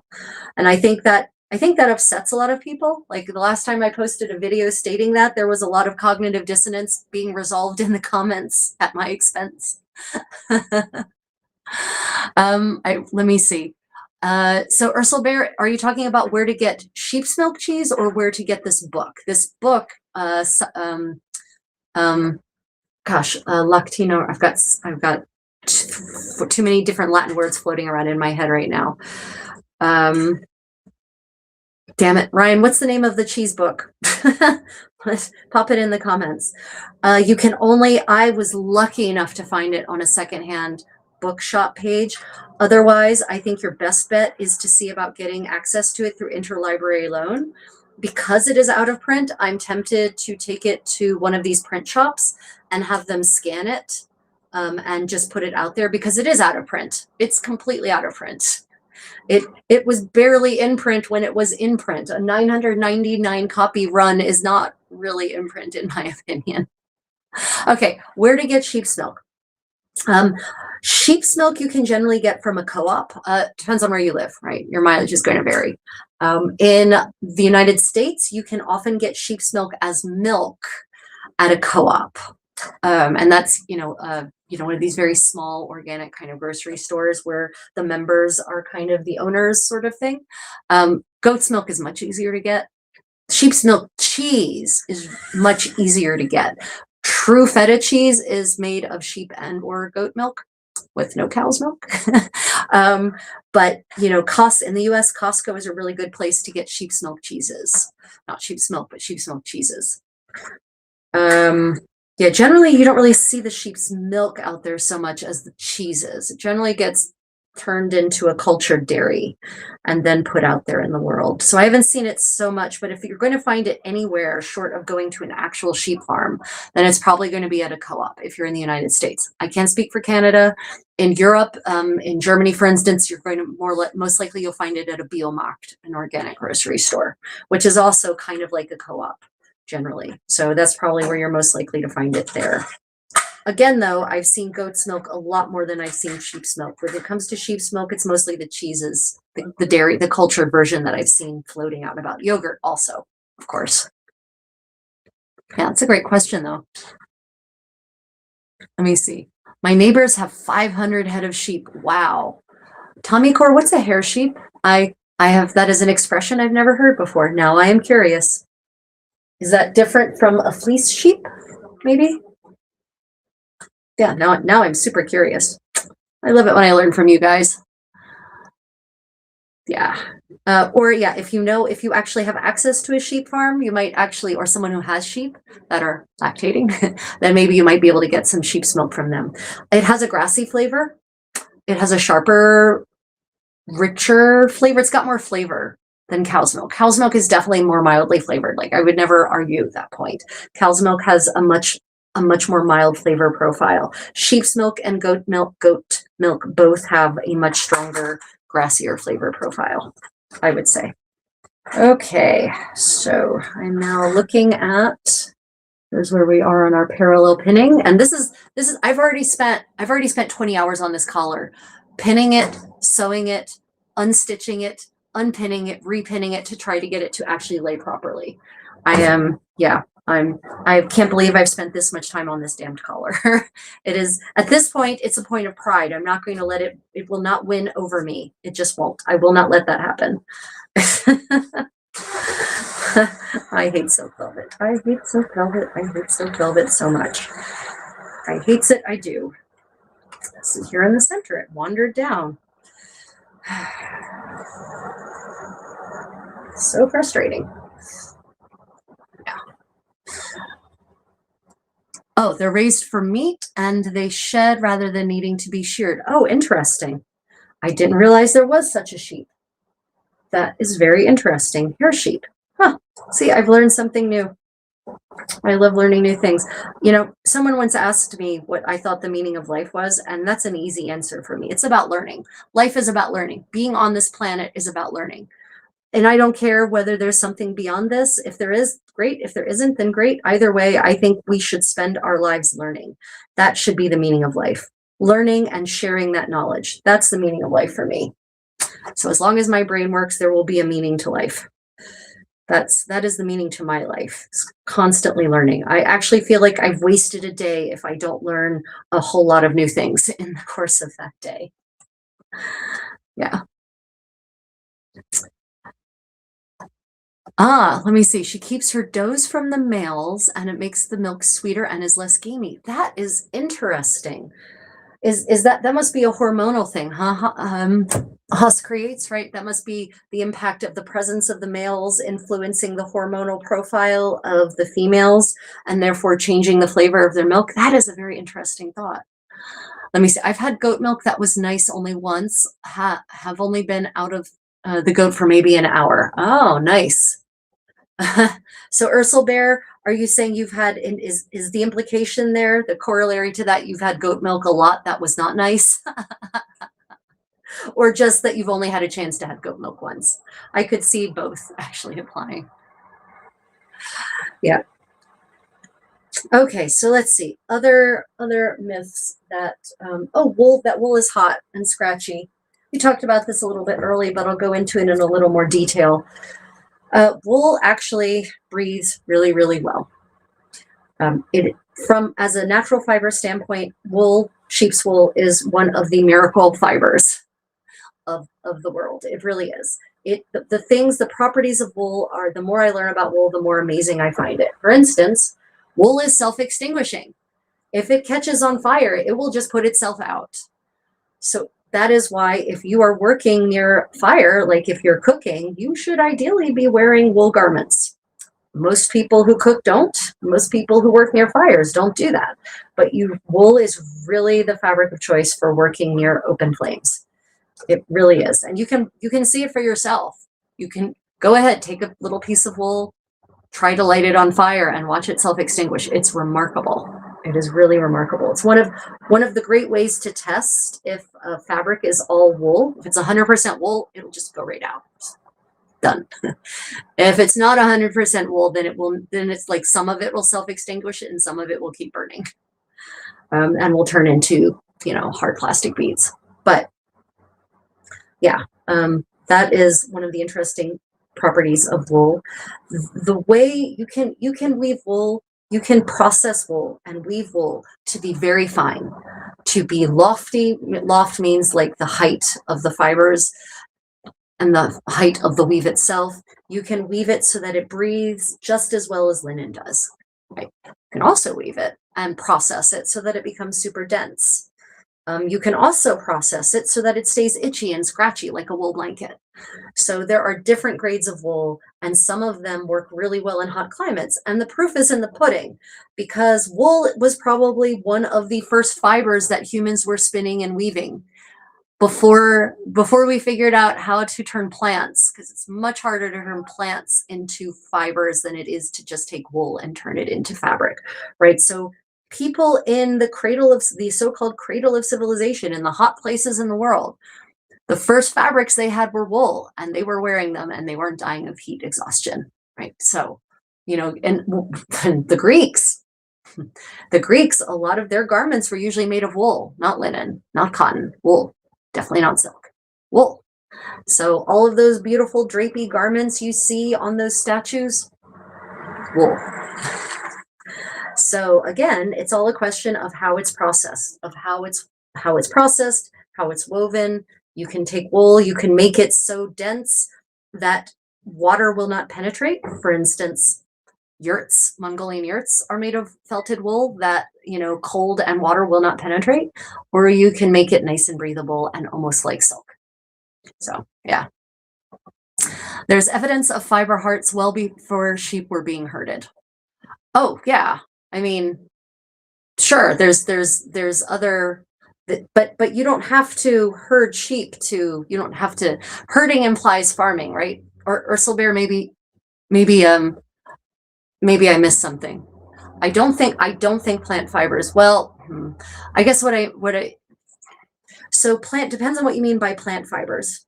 So if we're talking because the process of turning flax, I don't think so, because the process of turning flax, because you don't need to herd sheep to hunt down a sheep and kill it and get its hide, right? Because before they were herding, they also weren't farming, right? The agricultural revolution is both animals and plants. And in fact, some people argue that animal herding came before the agricultural revolution, is what I've read. And turning flax and hemp and nettle into fibers, turning any of those plants into fibers is a really complex process with many, many steps, and it involves a lot of tools. So I don't think so. My feeling is that animal fibers came first, honestly. Yeah, no, herding doesn't require agriculture. Yeah. You kill the sheep, then get the wool. Yeah. I mean, I suspect that animal fibers came first, just because of the complexities involved in producing plant fibers. Turning plants into fibers. It's much less intuitive than taking a woolly animal, a furry animal, and turning that into fibers. I feel like, yeah. Yeah. Oh, and also, actually, vicuñas. Have you ever heard of a vicuña? I love learning. I just recently learned about vicuñas. So in the Americas, in Latin America, in South America, they have a bunch of llama adjacent animals. And one of them is called a vicuña, and they live at some of the highest altitudes in the Andes.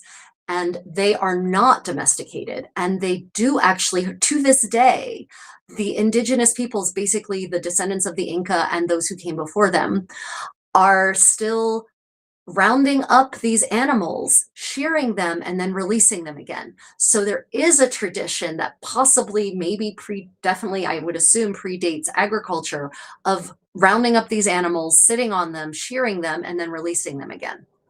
And vicuña wool is one of the most expensive wools in the world. It produces, the hairs of the vicuña are measured in microns, and they are apparently the finest animal hair. I'm not counting silk, because silk, it's not an animal hair. It's an animal protein, but it's not an animal hair. They apparently, I'm trying to remember the numbers. Standard wool, sheep's wool, I think, is like 22 microns. Micrometers, microns are micrometers. Damn, MCs. And the vicuña is like 9 to 11. It's so fine. and it weaves up into, it spins and weaves up into this amazingly silky, amazingly fine fabric that sells for like $6,000 a meter or something like that. A suit made out of vicuña wool sells for like $600,000. It's a crazy luxury item.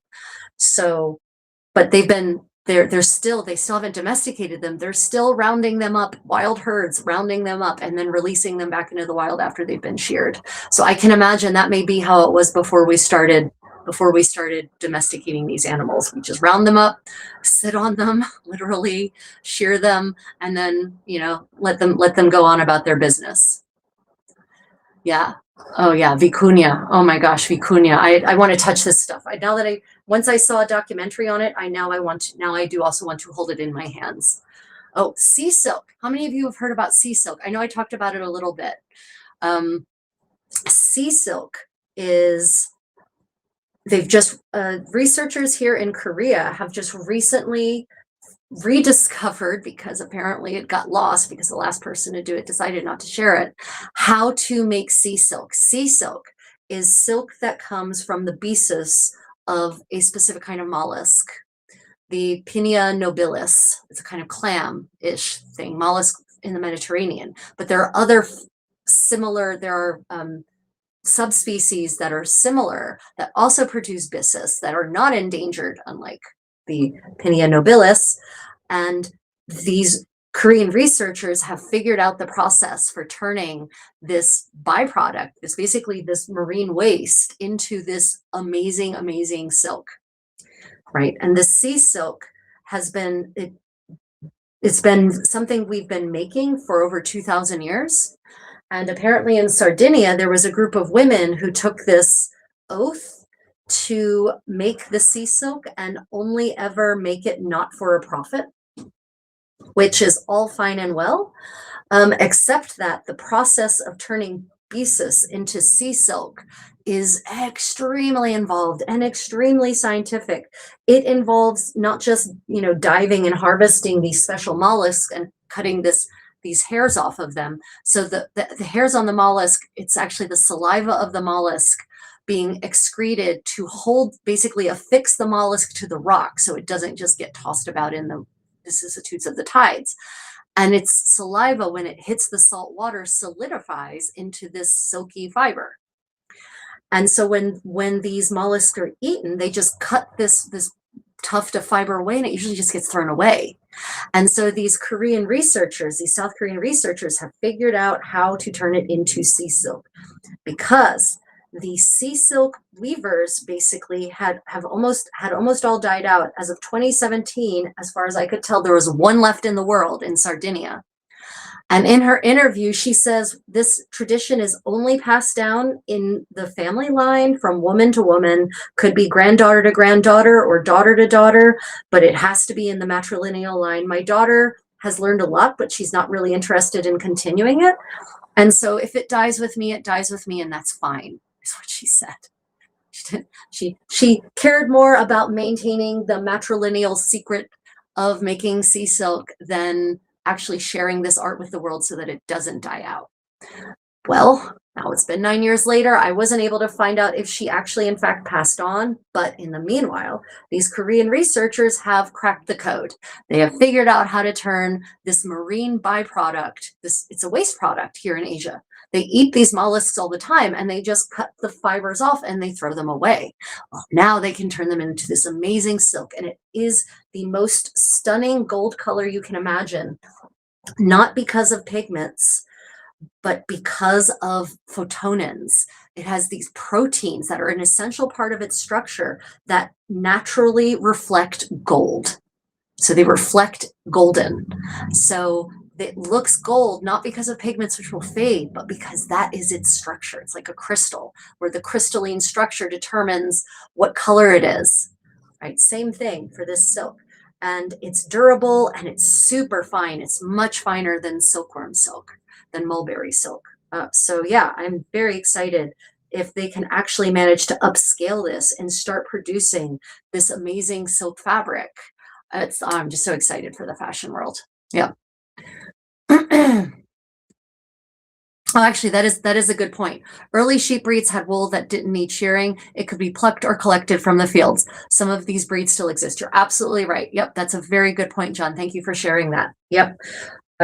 Yeah, so actually we have bred sheep so that they do need shearing, and some of these poor sheep, if they don't get sheared, modern breeds, they will literally die, and that's tragic. You're absolutely right. There are sheep now that are actually out there that you can actually pluck or collect the fields. And actually, I read, this is intriguing, something I read recently, that the hair that is collected or plucked, yes, if it's collected from the fields or it's plucked, it's better because then it's intact, it's not sheared, and so it has two closed ends. And so it actually produces a higher quality wool that is less likely to absorb water and is more water resistant because it doesn't have an open end and a closed end from having been sheared, right? So it's actually produces a higher quality wool. Yes, thank you, John. I remember that now. Just read about that. Yep. I'm not into gold, but that sea silk does sound amazing. I mean, Ursula, I'm confident it could be dyed as well, you know, but why would you want to? No, I understand. Not gold color isn't for everyone, but the sea silk is so fine. It is so fine that a lady's pair of gloves in the 19th century made from sea silk could be folded up and fit into half of a walnut shell. Not a whole walnut shell, half of a walnut shell. That's how amazingly fine that sea silk was. Yep. So yeah, that's a good point that you wouldn't even necessarily have to herd. You wouldn't even necessarily have to herd up the wild sheep. You could just collect what they've naturally shed off, especially in 20, 30,000 years ago when the human populations weren't that big. We didn't need as much fabric as we need now. There weren't as many bodies to cover. Those are the hair sheep, but there must be different types. Those I meant did not shed usable wool. Yeah. I mean, I also know, Ursula Bear, that even with modern woolly sheep, it is preferred to get the wool that is shed versus plucking them, or not plucking, shearing them because of the nature of the wool. I must have read the same article. It was for strength and water resistance, right? If Angora rabbits don't get plucked, brushed, they overheat and can't keep clean. Oh, Haas creates is that, so I guess these must be modern breeds that have been bred specifically to be extra furry. Yeah, a lot of modern wool sheep breeds have been bred so that they produce maximum wool, and if they don't get sheared regularly, their back ends will literally become completely clogged with wool, and they will impact, and their intestines they'll die of infection, and their intestines will explode. Their large intestines will just burst from being overstuffed. Isn't that horrible? That's pretty horrible.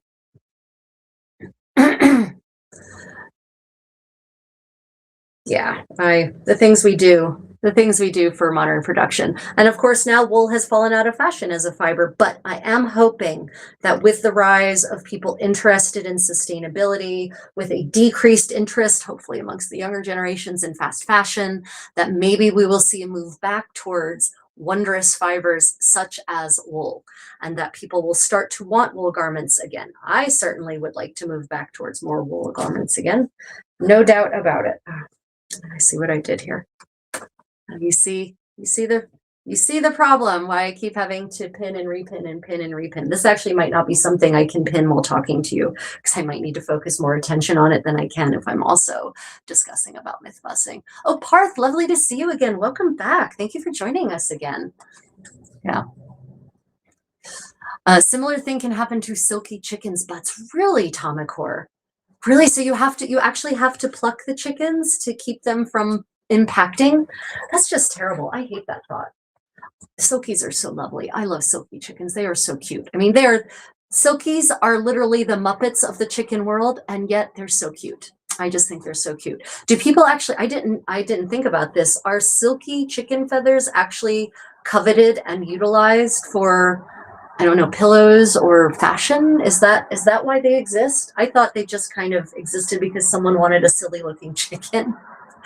It never occurred to me that their feathers might actually have a real use. Oh, right. Oh, no, I have to wait for those needles to arrive. Okay.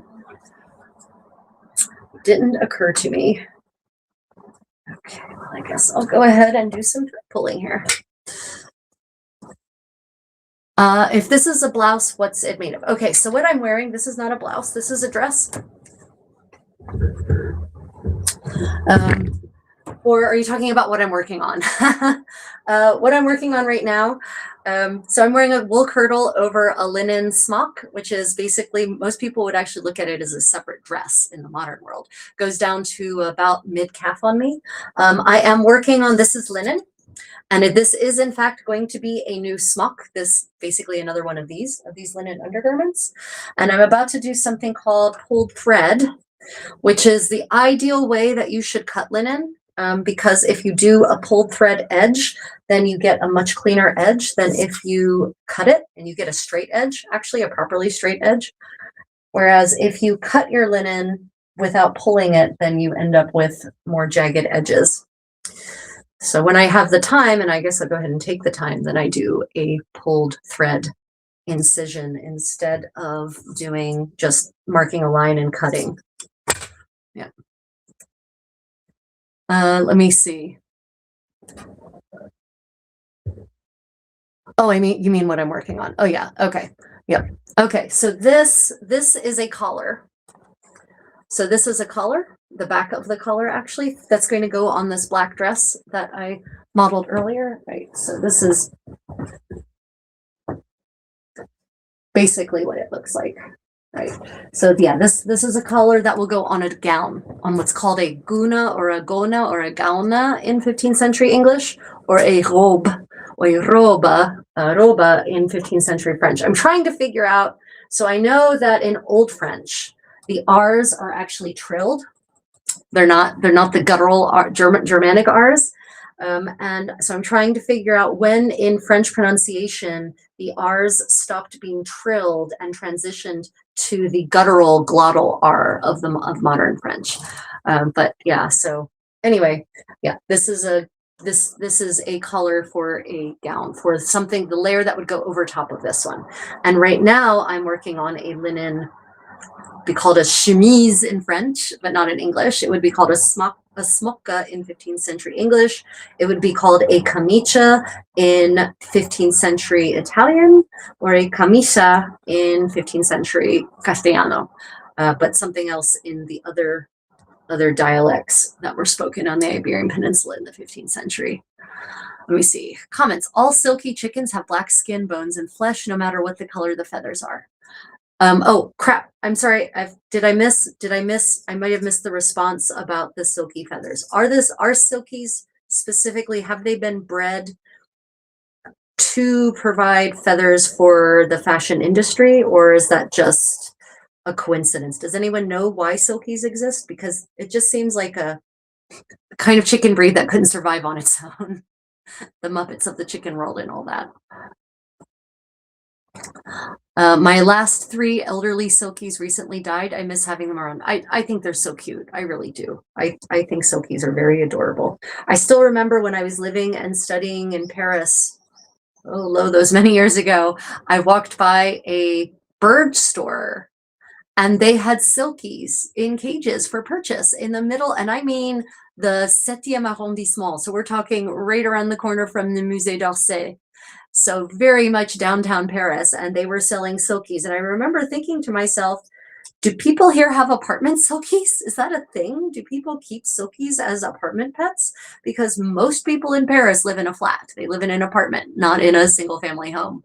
So that was an interesting moment for me. I never got an answer to that question. So if any of you know, are silkies kept as pets? Do they make good apartment pets? I just can't imagine. Chickens need to, scratch in the dirt and eat grubs and make noise that maybe your neighbors aren't going to like so much. Medicinal purses, I think. So it's about the black skin, bones, and meat, but what about the feathers? Like, it feels like someone had to breed them to have those feathers. I just, I get the absolutely, black chicken is very expensive, is a luxury here in Korea. I mean, for certain, black skin chicken, yeah, it's a luxury choice, but it's the feathers that make me wonder, why would you breed Why would you breed a bird to have that kind of plumage when, especially like you say, if you don't take care of them, they can get impacted with the feathers? That just doesn't, as a survival point of survival, that doesn't make sense to me, I guess. Yeah. Let me see. In Hindi, chemise is known as kurti. Oh, interesting.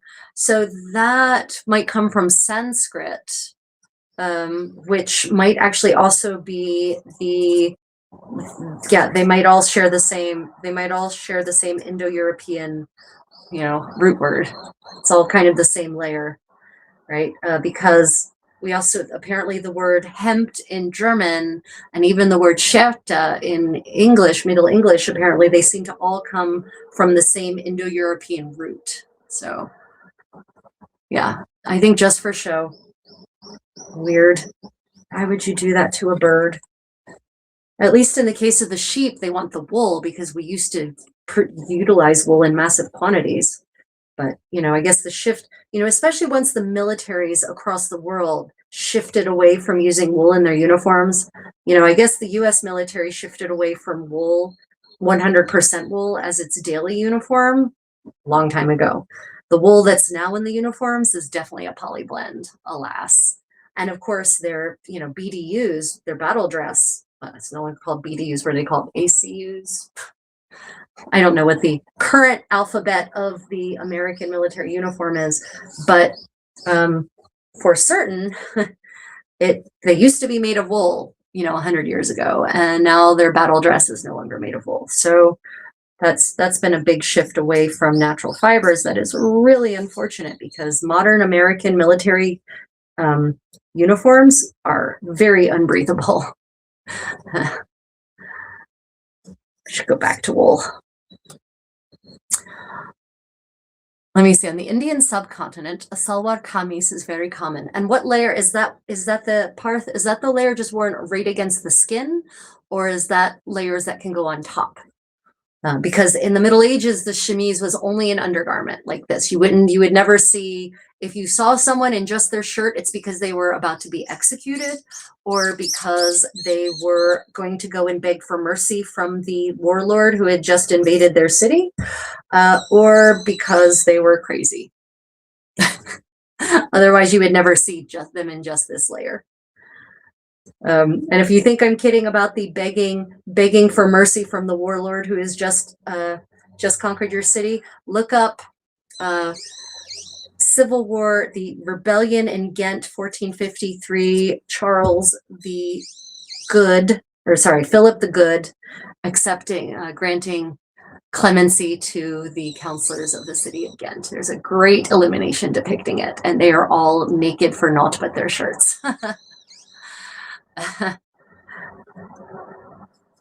Haas says, I know there's an Irish store trying to revive selling all natural wool stuffed pillows. I don't know if they ship worldwide though. Yeah, wool bedding is just fantastic. I love wool bedding. I really do. And I think especially if the lanolin has been removed, then it should be pretty hypoallergenic. So certainly more hypoallergenic, I think, than your average feathers are. I love a wool mattress. Love a wool mattress, love a stuffed wool mattress. And in the Middle Ages, they absolutely used wool for pillows and for mattresses. We have lots of records, wills talking about the inheritance, bequesting and inheritance of, pulling up too far here, wills that talk about the inheritance of wool mattresses, of wool bedding, very, very common. And mattresses were considered, nowadays you would probably not want a used mattress, right? No one would go to a will reading now, sit down and be told that they were inheriting a mattress and look happy. They would feel like the recently deceased was trying to tell them something, and not something very positive about themselves. But in the Middle Ages, mattresses were very valuable and were inherited.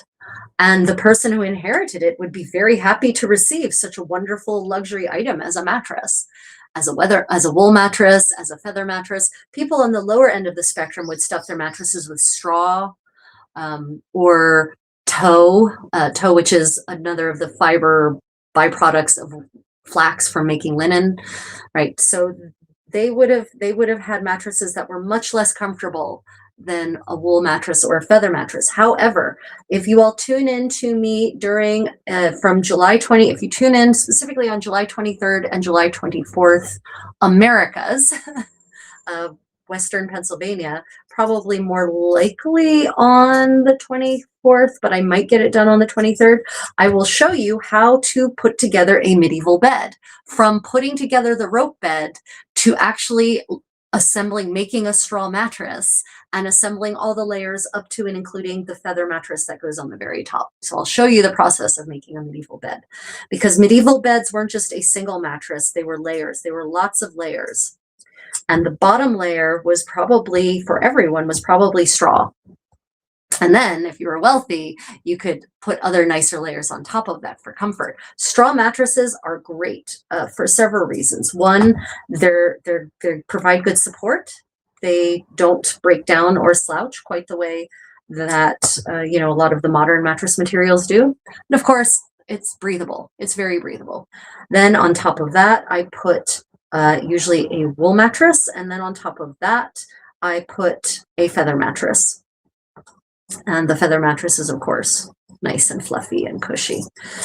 And even just for years, I slept on just the straw mattress, actually, at this event. And even that was pretty comfortable. It was a little hard. It's not fluffy, but it was still comfortable. And it was nice not to wake up covered in sweat because of unnatural fibers and unnatural bedding. Yes, I do sleep on a rope bed 2 weeks of the year when I do 15th century living history. In fact, actually, my regular bed used to be a rope bed. For about 2 years, I slept on nothing but a rope bed. But yeah, so I will actually be I will be going to a medieval fair from July 23rd to August 8th, and I will be living in my 15th century glamping setup, like a noblewoman living her best glamping life. And I have a rope bed, and I will actually demonstrate setting it up. I'll live stream it. I'm going to live stream setting it up, and I'll talk my way through it. You can see me struggling through stringing a rope bed, stringing and tensioning a rope bed. And yeah, they're very comfortable. Rope beds are very comfortable. The one downside of my rope bed, and it's not necessarily the ropes, although the ropes do make some noise. Ropes make a little bit of noise every time you move. They squeak and creak a little bit. The bed itself also squeaks and creaks, but that's because mine is designed to be taken apart and put back together pretty easily.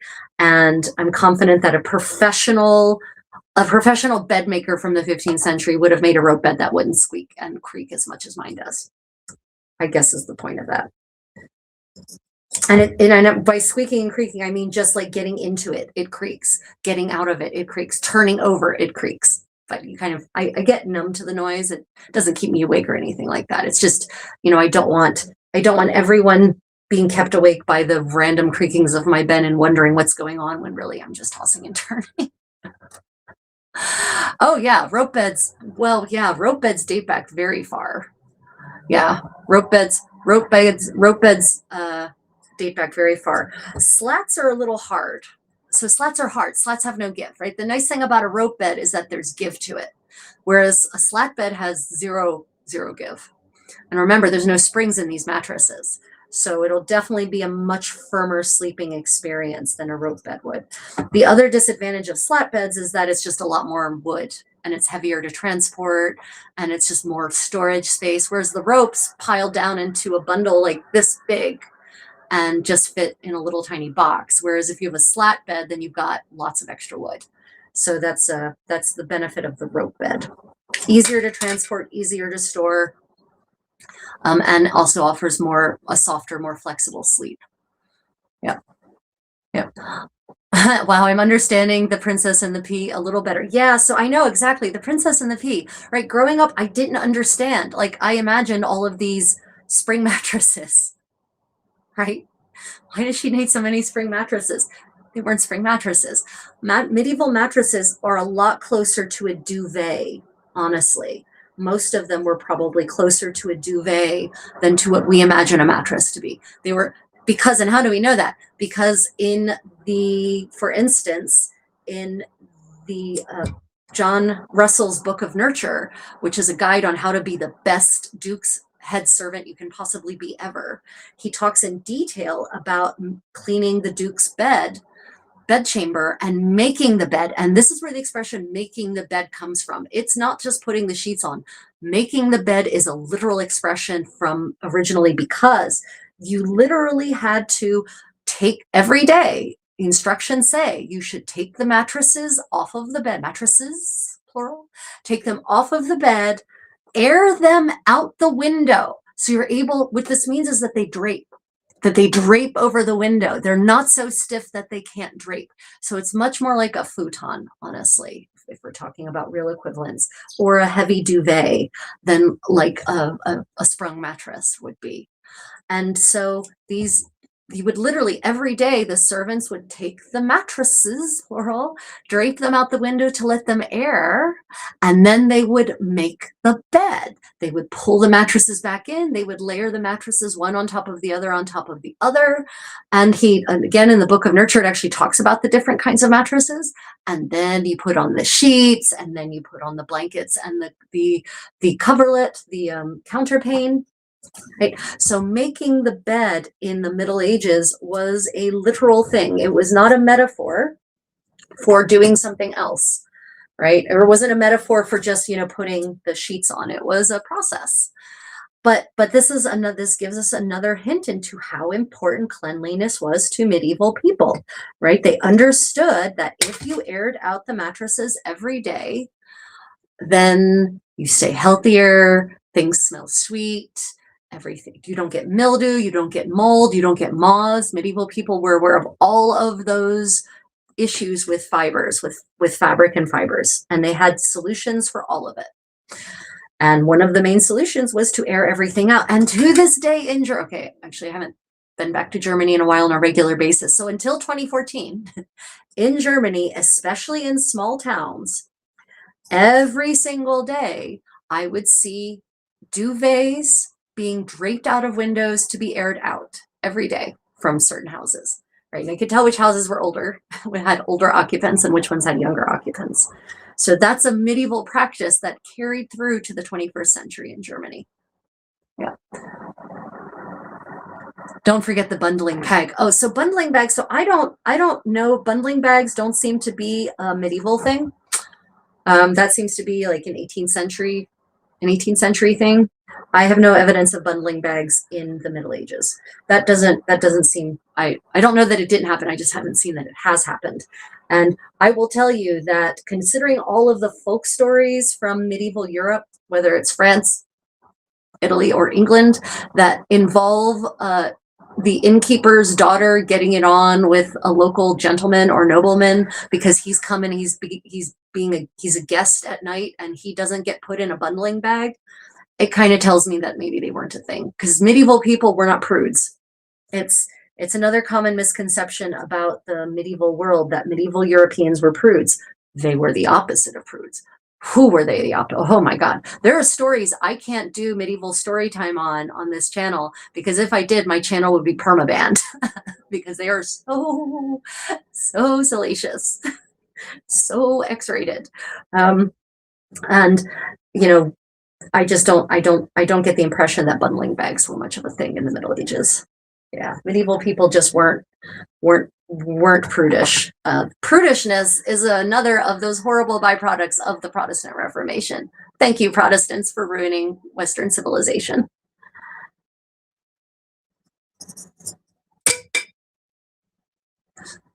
Let me see. It's nearly midnight here. Oh, I might eat a mint chocolate chip Klondike bar and go to bed. Yeah, I mean, I'm glad. So so if I had to pick an era in which to live that is not now and not the 20th century either, I would probably pick a medieval era, maybe an ancient era, but Middle Ages over the 16th, 17th, 18th, and 19th century, 100%. No arguments for me. No, I don't even have to think about that. Don't even have to think about that. So yeah, but I still wouldn't want to live in the Middle Ages, but I would pick it over those other centuries in a heartbeat. I'd have to think a little bit harder, and actually I'd have to dive deeper into the material culture of, and not just the material culture, the culture of other ancient places and see how women were treated. I suspect that on the material culture and the technological side, ancient Rome would be a pretty great place to be, but as a woman, not so much. not so much. Yeah, I suspect. Yeah, let me see. The Secret Sex Lives of Medieval Women was pretty scandalous. But oh, is that the name of the book? The Secret Sex Lives of Medieval Women. Who wrote? Was that a Dr. Eleanor Janiga book? Was that one of her books? Because she's an excellent. I love Eleanor Janiga. She is excellent. Dr. Janiga she's my kind of historian. She and I have a lot of similarities in how we view and present history. So yeah, I love her work. That sounds like something she would have absolutely written. Yeah. Tommy Core says Bronze Age would be your time. Tommy, why the Bronze Age? I'm not contesting it. I as a woman, Bronze Age in the Mediterranean is actually a pretty great place to be, generally. But you're not a woman, so why you have a different set of requirements for happiness. So why the Bronze Age for you? Like, I'd love to be in Crete, for instance, in the Bronze Age. That'd be pretty awesome. Yeah, love the clothes. Love Bronze Age clothes, the so-called Minoan clothes. Oh God, are they gorgeous. I don't think I would actually want to free breast it the way they do, just because I like to have some support for my breasts, but otherwise the clothes are gorgeous, just stunning. Talk about high fashion.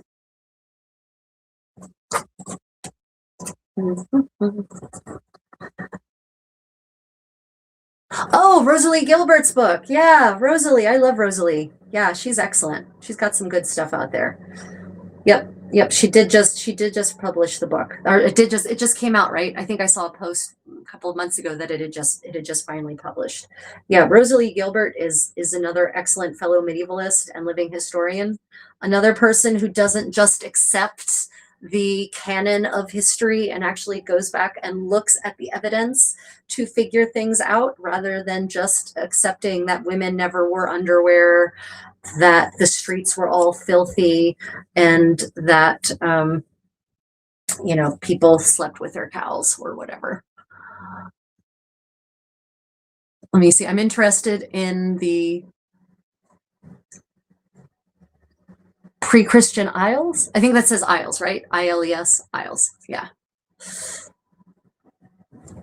Yeah, I'm definitely Bronze Age, Minoan culture. That'd be great. That's a good place to be a woman. If you've never seen, you've probably seen the statuettes of the snake goddess. Well, based on depictions of other non-snake goddess women, probably more like a priestess, but whatever. Based on the other depictions from Minoan art, women seem to have all dressed that way, which is great. I love those clothes. I do. At some point, I would like to make one of those outfits with some modifications for not modesty, but for bust support, really. But otherwise, they're just gorgeous. I love them so much. So much. I would want the Roaring 20s. So that's why I said pre-20th century, but that's fair. Give me any of your previous periods. Yeah, Roaring 20s. Such great music, such great clothing, such great dancing. I mean, it was all based on a lie, but it's okay. It was an okay lie. I mean, yeah, the Roaring 20s definitely had its benefits. The downside of being in the Roaring 20s is that, unless if you travel back to it, it's not so much a downside. But the downside might be that, you've just lived through World War I, and if you're a man, that probably means you have major PTSD, and you're questioning the entire meaning of existence, because we just fought this terrible war for no good reason, lost millions of lives for no good reason, and nothing changed, and everything is worse. But otherwise, the Roaring 20s are great. The literature that comes out of that era, though, is really hard to read, and I mean hard emotionally. Like there's a lot of dark existentialism in that era. Pictland. There isn't a lot known. You're talking about northern, Scotland in the Bronze Age, right, Tommy Core? Like there's there's a lot not known. There's a lot of unknowns there, right? There's some archaeology, but we don't really have much or any in the way of written records for that part of the world. So there's a lot of unknowns there. A lot of unknowns. You might be pleasantly surprised. You might be unpleasantly surprised.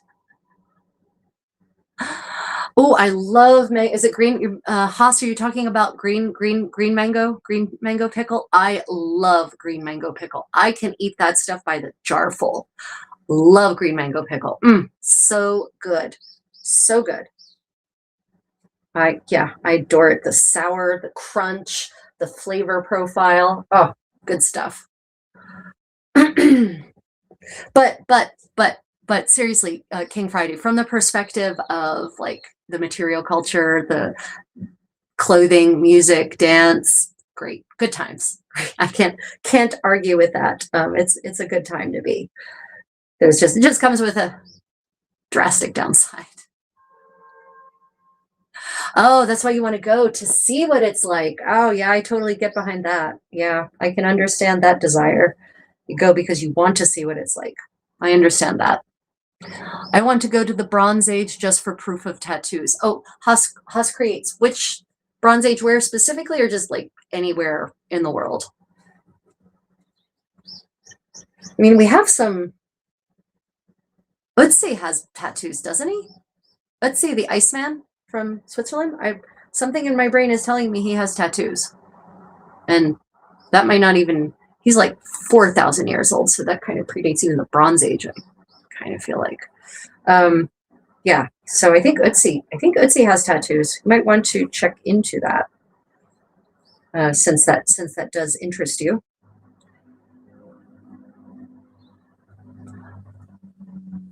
Oh, you're talking about the Picts. Oh yeah, no. I think I agree. I don't know that they had tattoos. I mean, who knows? It may be tattoos, and maybe that they painted themselves. It might be something entirely different, right? There's a lot of debate about why they are called the Picts, because that was a name given to them by the Romans. So there's a lot of debate about why they are called that. Yeah, if it's tattoos, if it's paint, what is it? And the passages that are often quoted are often misunderstood anyway. So. There's a lot of there would like I said, I would love a time machine that allows me to safely observe and not interact in any way that would be deleterious to my person. Yeah, Ötzi is in Switzerland. Yeah. But whether he was Swiss or not is a different conversation. It seems he was en route to somewhere else. He was traveling when he was murdered. So it's hard to say if he was Swiss or not. But, are you talking about Haas creates? Are you talking about, I might have missed a comment. If I had, I apologize, a response. Are you talking about a specific place for tattoos? You're talking about like Scotland then in that case, maybe. But I guess my point is that in general, tattoos certainly existed in the Bronze Age. we have plenty of mummies with them. So we know that was a thing. Yeah. Has Ryan watched a movie yet? Ryan is a major movie aficionado, so the answer will always be yes. Talking about a specific movie? I nearly got a tattoo in Spain. The Navy had all the times filled until our ship left port. Oh, so you never got the tattoo. Oh. Ah, I see. Ireland and Scotland specifically. Yeah, but again, Haas creates. My brain is triggering something on a bog body, like a 2,000-year-old bog body. I'm pretty certain one of those older bog bodies had tattoos on it. You might want to check that out. I've just something in my brain, and I mean an Irish bog body specifically. I feel like maybe it was even the really, really tall man who was bisected when the backhoe accidentally cut through him, through his body, rather, his very, very dead, very, very well preserved body. I'm sorry. I grew up with the original He-Man and She-Ra with the really high quality animation, and these latest editions are so low quality. Oh, wait, it's a live action movie. Oh, right. Okay, then not the animation. Anyway, I can't tolerate the low caliber of animation in the new versions, the so-called updated versions of She-Ra and He-Man. It's just nothing compared to what it was in the original series from the 80s, and I just can't tolerate this garbage that they're putting out there visually. But we need to make more bog bodies. We can make more bog bodies. Oh my gosh. I mean, maybe, but also maybe not. Maybe we shouldn't make more bog bodies. Just thinking aloud here. Okay, look at this. Coming along well.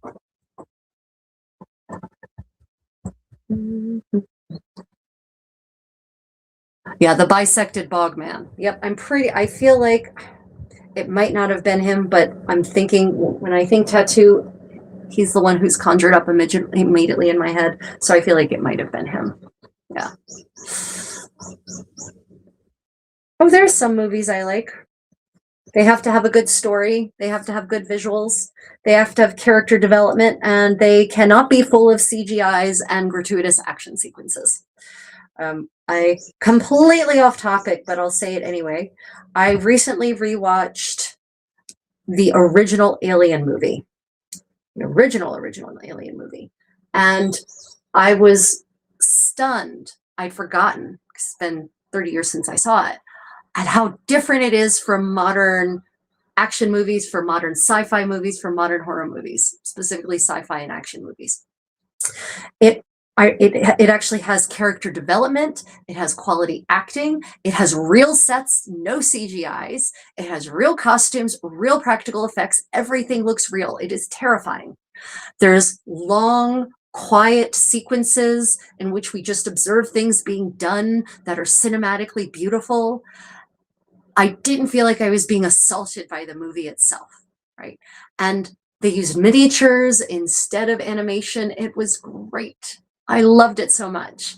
And it made me very nostalgic for movies before CGIs. If I see a movie with a CGI now, I am almost guaranteed to not watch it. I want costumes, I want practical effects, I want miniature sets that, are filmed in such ways to look like they're full size, but they look real because it is a real thing. I'm done with the CGI revolution. It can go to hell, as far as I'm concerned. So yeah, one of my requirements for a movie now for me to actually watch it is mostly that there are no CGIs. Lord of the Rings gets a pass because they did a lot of miniature combinations with, using computer programs to combine actual miniature sets that they had built to actually put the characters into those sets. But these days, I'm just done. I'm done with CGIs. I'm so done with it.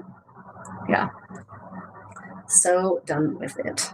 I'm ready for practical effects again. CGIs were great when it first came out, and they were kind of sparingly utilized, but now it's like almost the whole movie. I'm just not interested in it. Oh, the Charleston Heston Oseed. I don't know. I've actually, Spanish is one of my languages, and I've actually read Oseed in the original language, and it's really hard for me to see Charlton Heston as Oseed. He's just so not. He's so not Rodrigo, right? He's just not. I don't know. That might be hard. But yeah, the old movies, the Cast of Thousands movies, where they actually had real people playing background actors. Yeah, I want to go back to that. That's what I want to go back to. I'm done with fake people and fake costumes and fake sets and not sets. Yeah, nothing takes you out of a show more than bad costumes. I mean, bad costumes is bad enough, but at least real costumes made out of real fabric look like real fabric. I'm done with, them actually CGIing in the costumes now onto actors. Whether it's superhero movies or historical movies or science fiction movies, I don't want to see another costume that's CGI and CGI'd makeup. We have the amazingly sophisticated capabilities for prosthetics and makeup to make people look like aliens or fantasy creatures or whatever. We don't need CGIs. It's lazy. It's lazy to do it that way, and I'm done with that. It always looks like CGI. You can always tell that it's CGI. It is never not obviously CGI. Yeah. Yeah, Hanna-Barbera. How do you keep a flat sheet tucked on for people who roll around? That's a good question. I roll around a lot. I guess it comes untucked and I just retuck it in the morning. But also if the flat sheet is big enough that you can really just completely envelop the mattress, then it won't come out. It might loosen a little bit, but it won't come out. There are also like some mitering, like how you miter your corners really matters, and mitering underneath. So if you apply the same corner mitering technique to your bed sheet, your flat sheet, that you apply to sewing, mitering the corner of a hem, then it should stay on much better than if you don't properly miter the corner. So mitered corners really helps. You might also want to, if you really want, you could try cheating by putting a safety pin in after you miter the corner.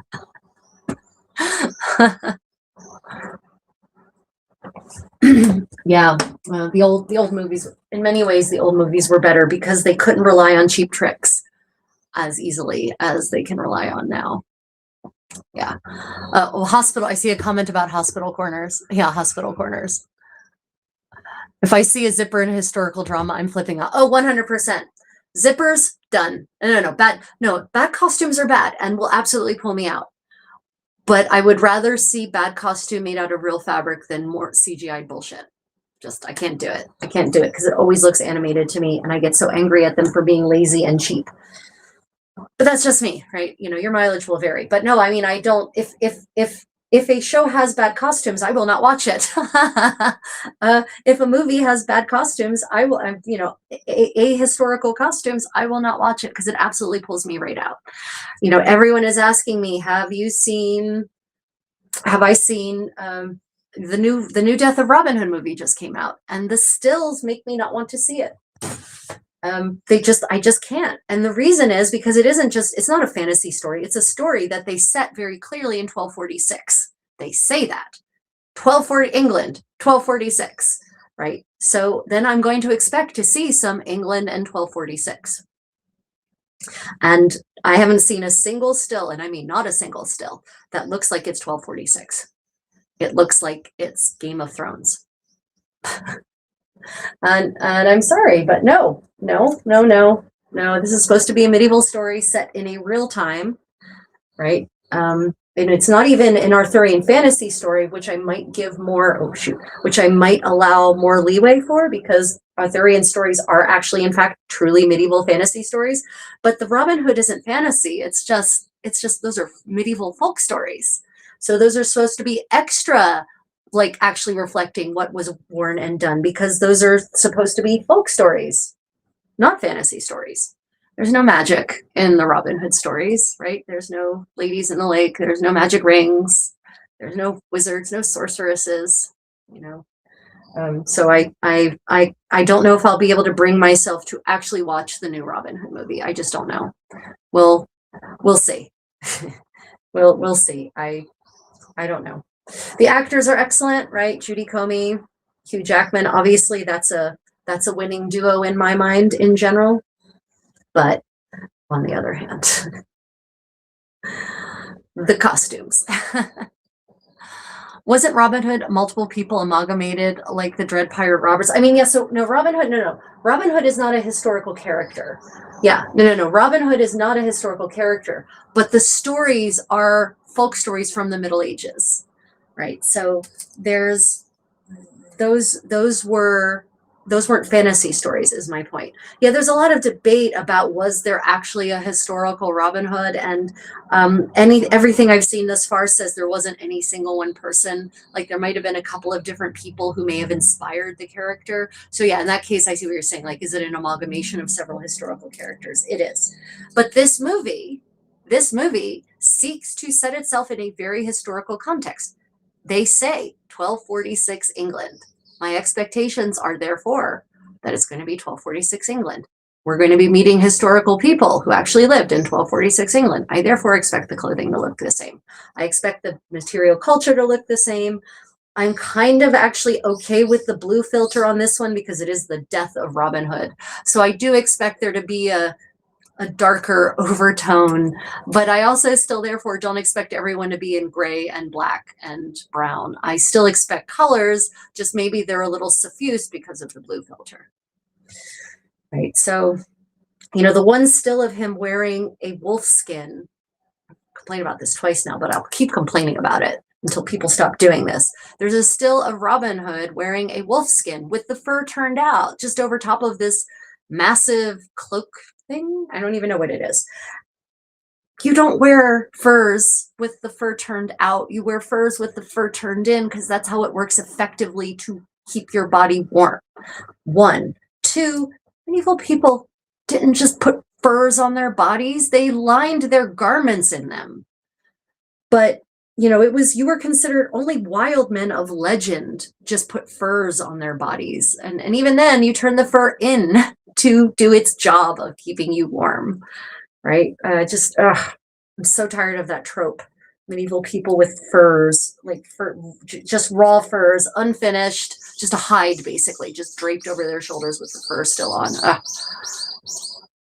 Yeah, so 1246, men should be wool or silk. It's okay, silk is acceptable for wealthy members of society in 1246, 100%. But yeah, should be wool or silk tunics, should be hosen, should be undershirts, should have hoods, actually.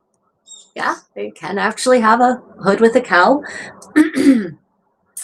And, should be embroidery, should be possibly bezants, should be beautiful fabric, should be colors. But yeah, should be hosen, chausses in French, the unjoined kind that just attach to your breeches, and or a belt under your garments. Yeah. Question: was there a character or story in your early life that inspired you to dive into history? Dress up and create. Mine was Little House on the Prairie. Oh, yeah. So what made me want to start exploring the olden times? That's a good question. A particular specific character. So I can't think, so my memories of wanting to play dress up in olden times date back to like the age of 3. So I can't think of a specific character in particular, but I can think of some who may have, because of the kind of books that were in my home and the kinds of programming that my family watched. So growing up, we watched MPT, which was Maryland Public Television, religiously in the evenings. And so I grew up watching Britcom, but I also grew up watching Masterpiece Theater. And in the 80s, Masterpiece Theater frequently showed the wives of King Henry VIII. And they often also showed Elizabeth Regina, right? About Elizabeth I of England. And so I could imagine that it was possibly seeing those women wearing all those beautiful clothes that really made me want to start heavily exploring olden times to that degree. I could absolutely see that as being very influential in my life.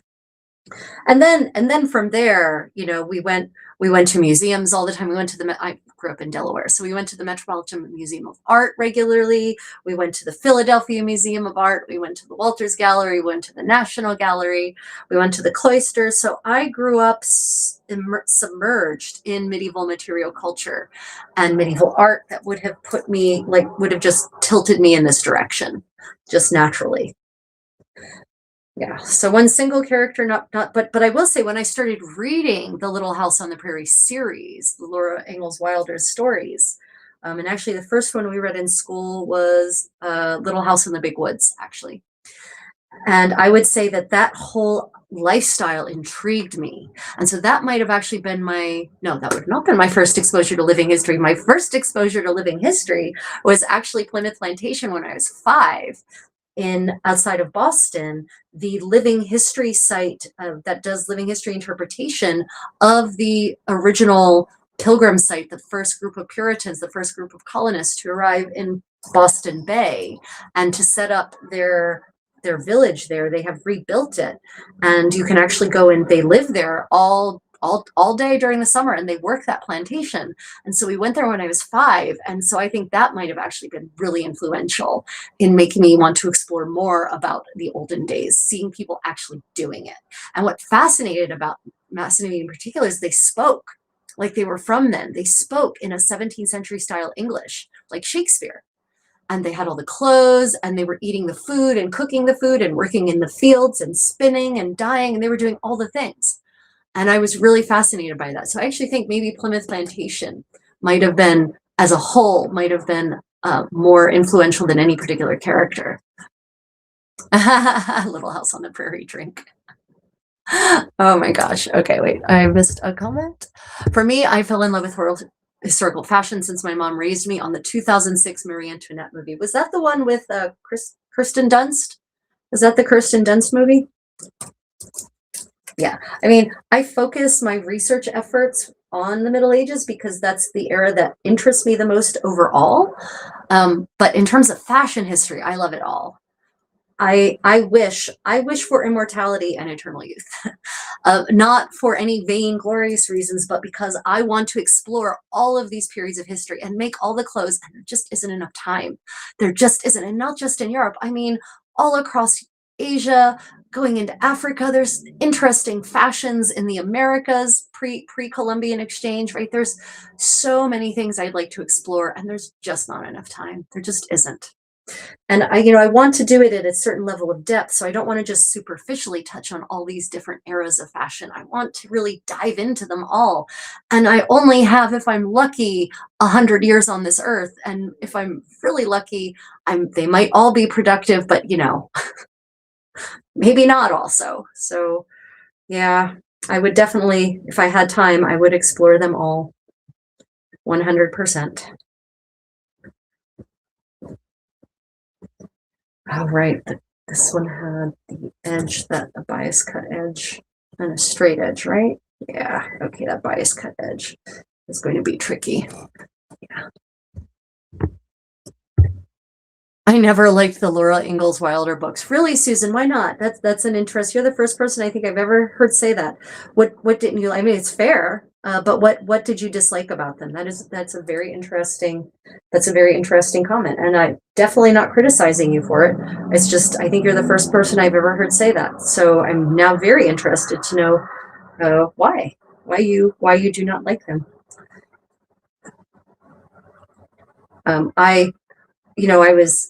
They were very realistic, especially to me, especially from the perspective of, the incident with scarlet fever where her sister Mary dies. Like as a little girl, that was shocking to me that someone could die from scarlet fever, from a fever, from any fever. That was shocking to me. Of course, now we're going back to the bad old days with these anti-vaxxers who scarlet fever's on the rise again, diphtheria is on the rise again, deaths from both of those things are on the rise again.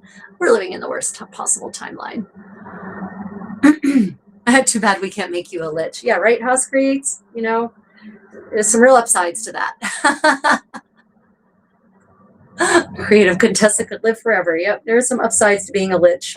I could get behind the downsides for the upsides. Oh yeah, just there's so much in this world to explore, not just fashion history, just all of the skills, all of the histories, all of the literature, all of the philosophy. So much.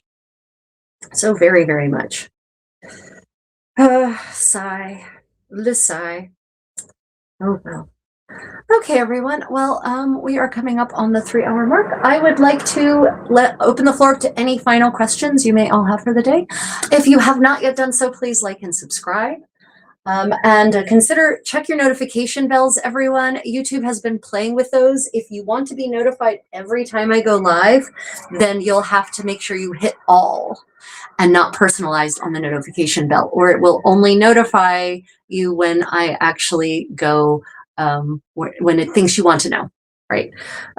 So make sure you do that. Also, I would like to thank my patrons and my channel members and my Facebook subscribers for generously supporting my living history research and recreation work, which enables me to share it all with you in this fashion.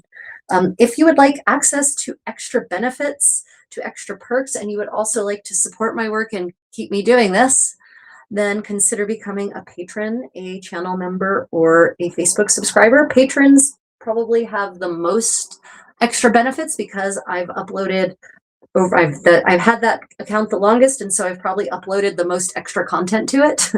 So you get access to extra tutorials, extra videos, unedited footage, extra resources. But no matter any of those forms of support you choose, comes with access to my Creative Contessa Discord, where I share extra resources when I find them, and we have discussions and people share their projects and get advice when things aren't going quite their way. Yeah. I was all about Zoom on PBS in the late 70s. I actually don't know what Zoom is. Okay, any final questions, everyone?